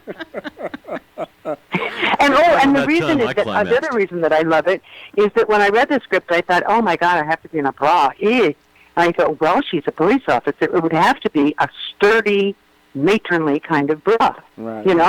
So I went off to the bra shop. I went off to the Target, or before Target, it was something else. It was a very inexpensive store, right? And I looked around and I found a polyester kind of maiden form bra that was large. And I said, this really looks like an old lady. It's great. So I had already chosen that bra. So when I got to open the shirt and that bra showed, it was hysterical. Well, when I got to Canada to start the movie, they had a fitting, right?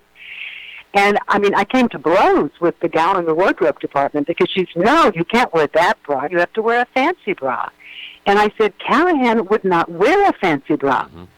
She wouldn't look at this as Miss Feminine. She would look at it as like, I like you, I'm going to have you. And just pull her shirt apart. True. You're right. And so they finally said you can wear your you can wear your sturdy old $12 bra. That's funny. And I won it. I won the argument.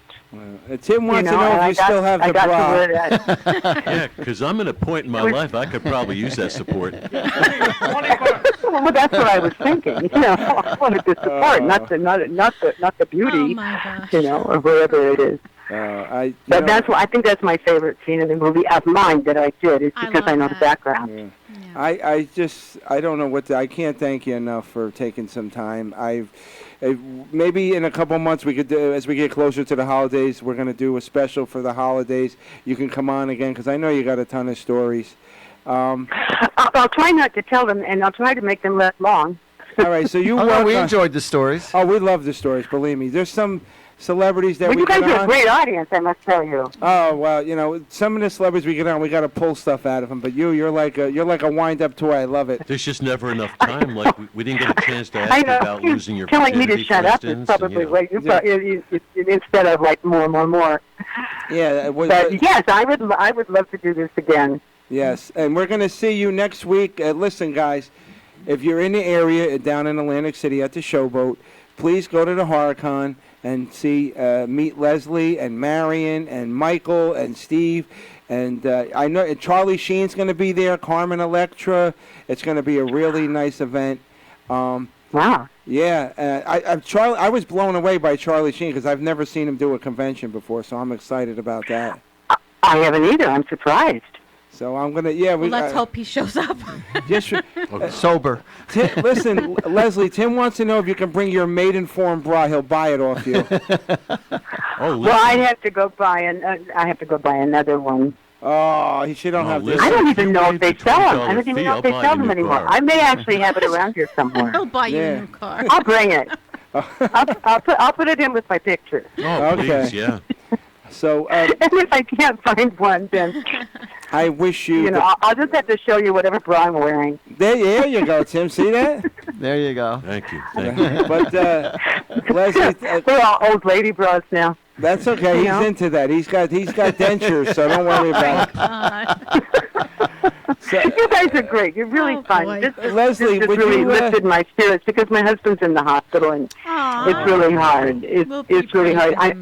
I'm married to Daniel Wilcox, and he was a writer on MASH, the TV show, all those years. Oh wow! And then he ran Growing Pains. He started on Sesame Street and Captain Kangaroo. He's just a wonderful, wonderful writer. Oh wow! And he's in the hospital and he's not doing real well. So just say a little prayer for Daniel Wilcox. That's a done deal. That's the easiest decision of the day.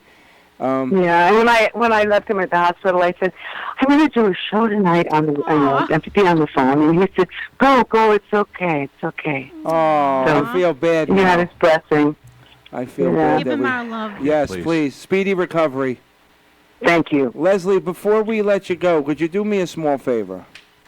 What? What do you want now? Get my bra. What else do you want? What? Would you do a station ID for us?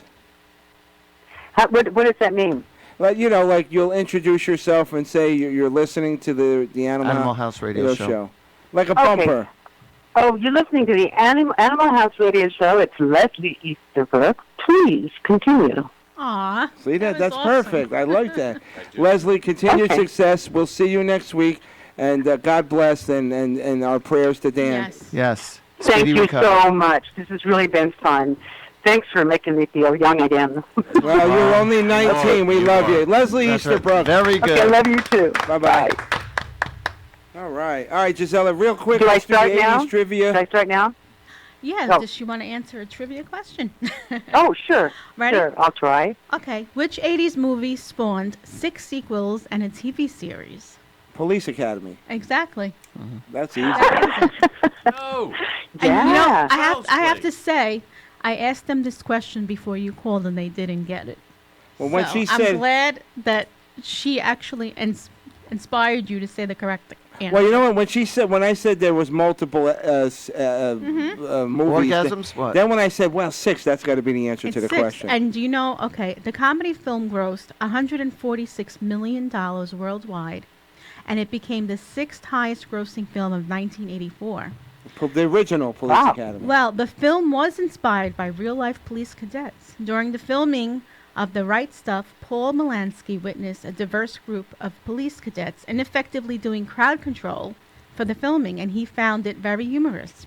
And that night, he wrote 2 pages, and he gave it to the Ladd Company, and they loved the concept and agreed to develop the movie. Wow. So there's a fun fact for you. There you go. That's a great bit of trivia. and a fun fact. That's right. And I didn't know that. Oh, wow. I didn't know that. So thank you. Wow. Welcome. Thank you. Have a great Okay, night. so I just said thank you for joining us on Animal House Radio. Yes, I'm you Leslie did. Easterbrook. Have a good evening. Good night. Good night, and we Can love I say that? Thank you so much. Bye now. Okay, but do I do that thing now? Yes, no, let her do it. Go ahead. All right.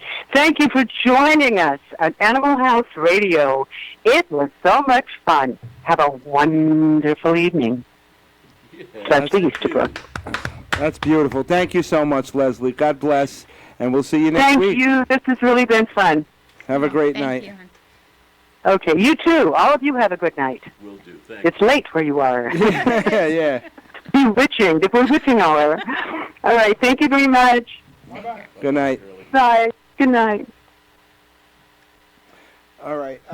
What time we got? So it's 9:46. All right, do a couple more trivia and we're okay. out of here. Which 80s movie was the first to become a large hit, largely due to MTV? MTV.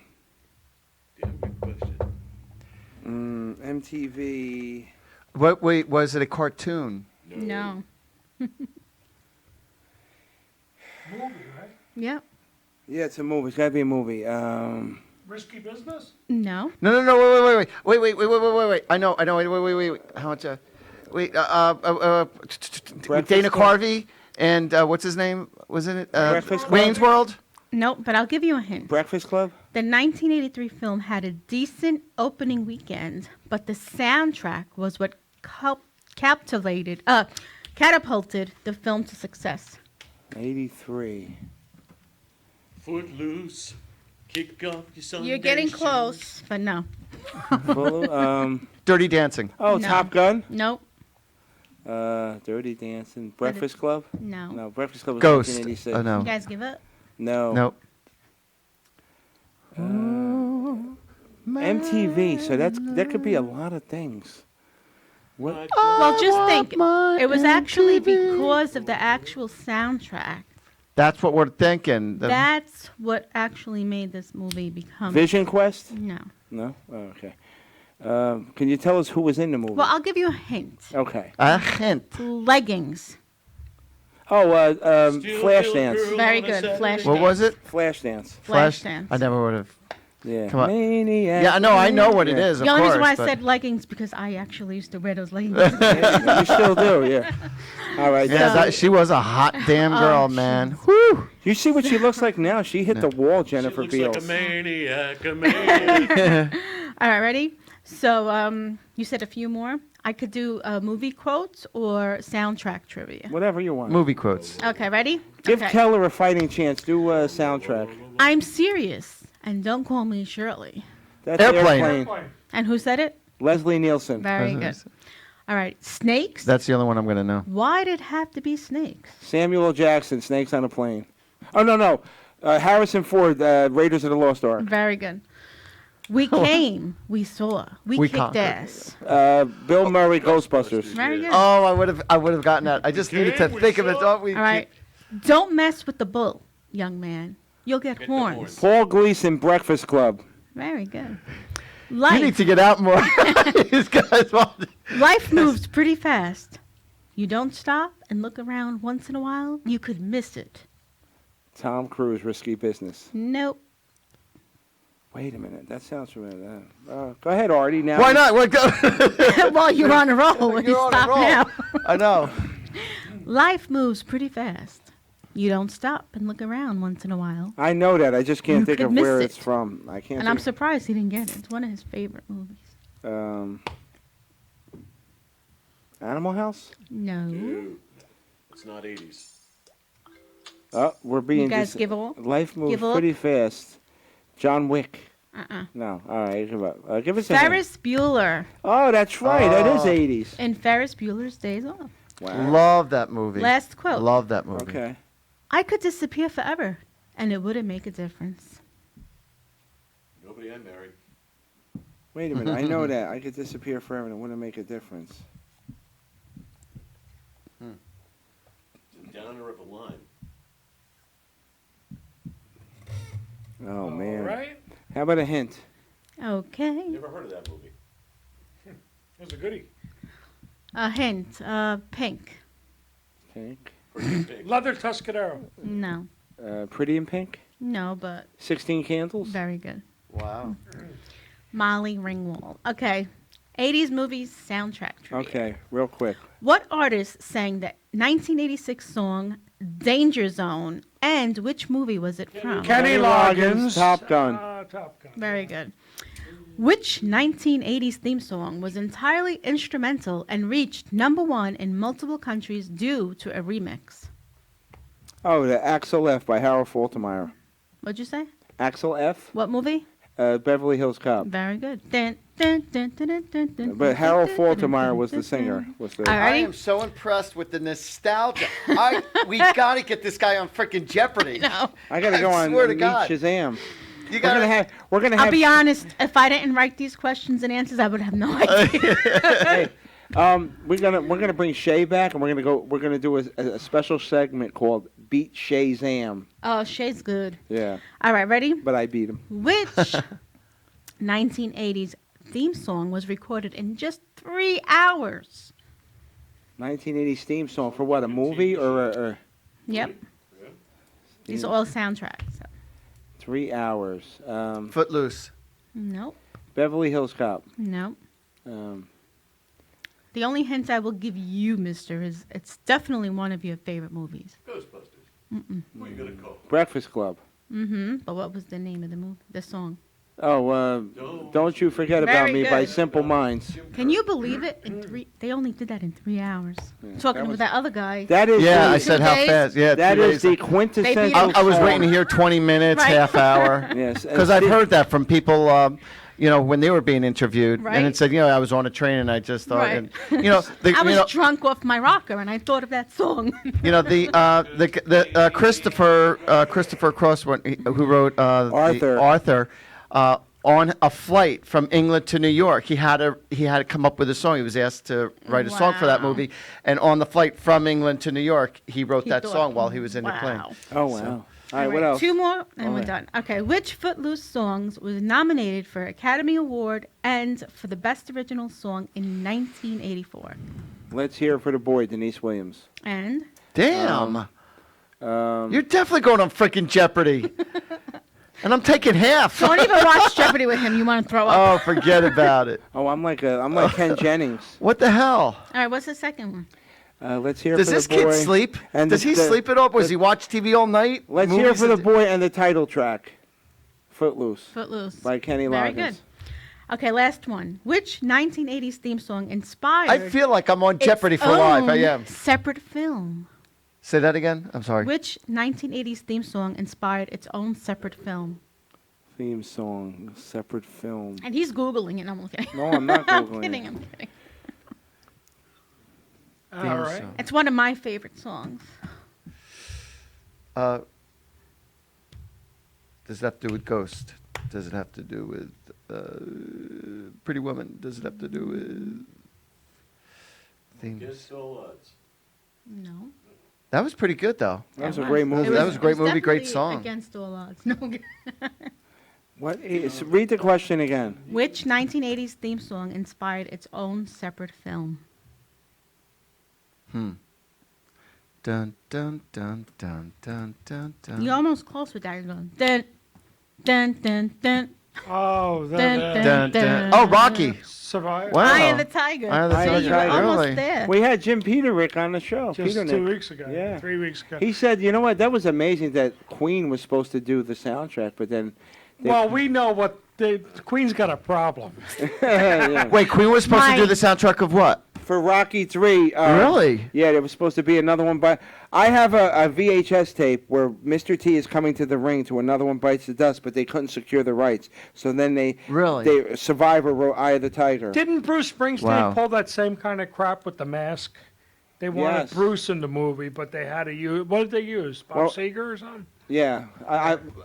In the words of Frank Marino, Freddie Mercury was a dick. Right. So my last question is, all right. Another last question? Which group will Animal House Radio be seeing this Saturday at the Brighton Bar? That's a two-part question. Oh, Mr. Cutter! That would be Ripped.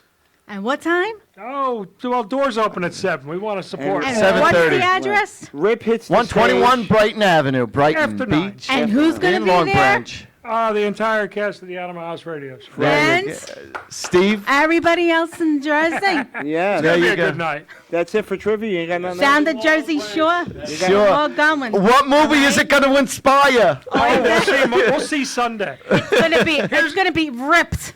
Yes. Here's some of the words that we. Oh, the words of the week, the night. Yeah, the words of the week here. We got buxom, deflecting, disco ball, altercation, commonality, innocent, and my favorite, artisticness. Artisticness. There you go. That's it. All right, so make sure October 5th you go to see Steve Keller and Ripped and Weapons of Anew at the Brighton Bar.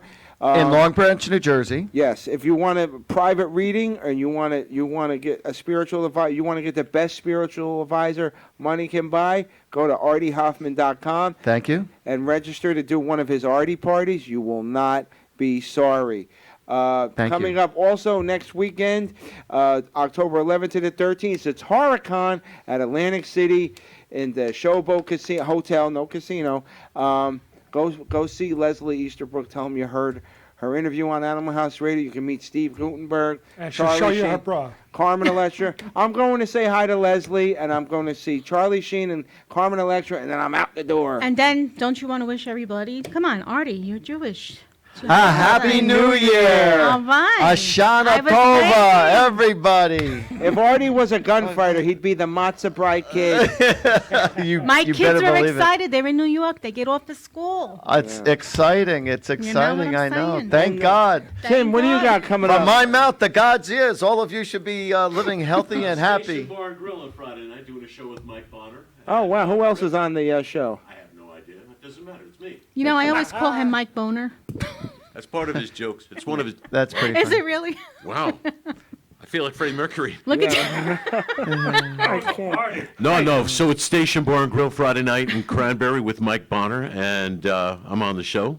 And Saturday, Ripped. Yeah. I do want to get there. I'm not kidding. Are you going to bring that girl that was tripping out on acid with you? I do not. No, I don't take women anywhere except for my daughters. That's it. The Dunes. How is the Dunes? She's good. She was up here last weekend because with her mom and her big sister to pick out the wedding dress for the big sister, my Steffi, my eldest daughter. So the Getting three of married? them. Yeah. Next August she's getting married. My eldest daughter. Yeah. Congratulations. Thank So you. it's safe to say you won't be in that week.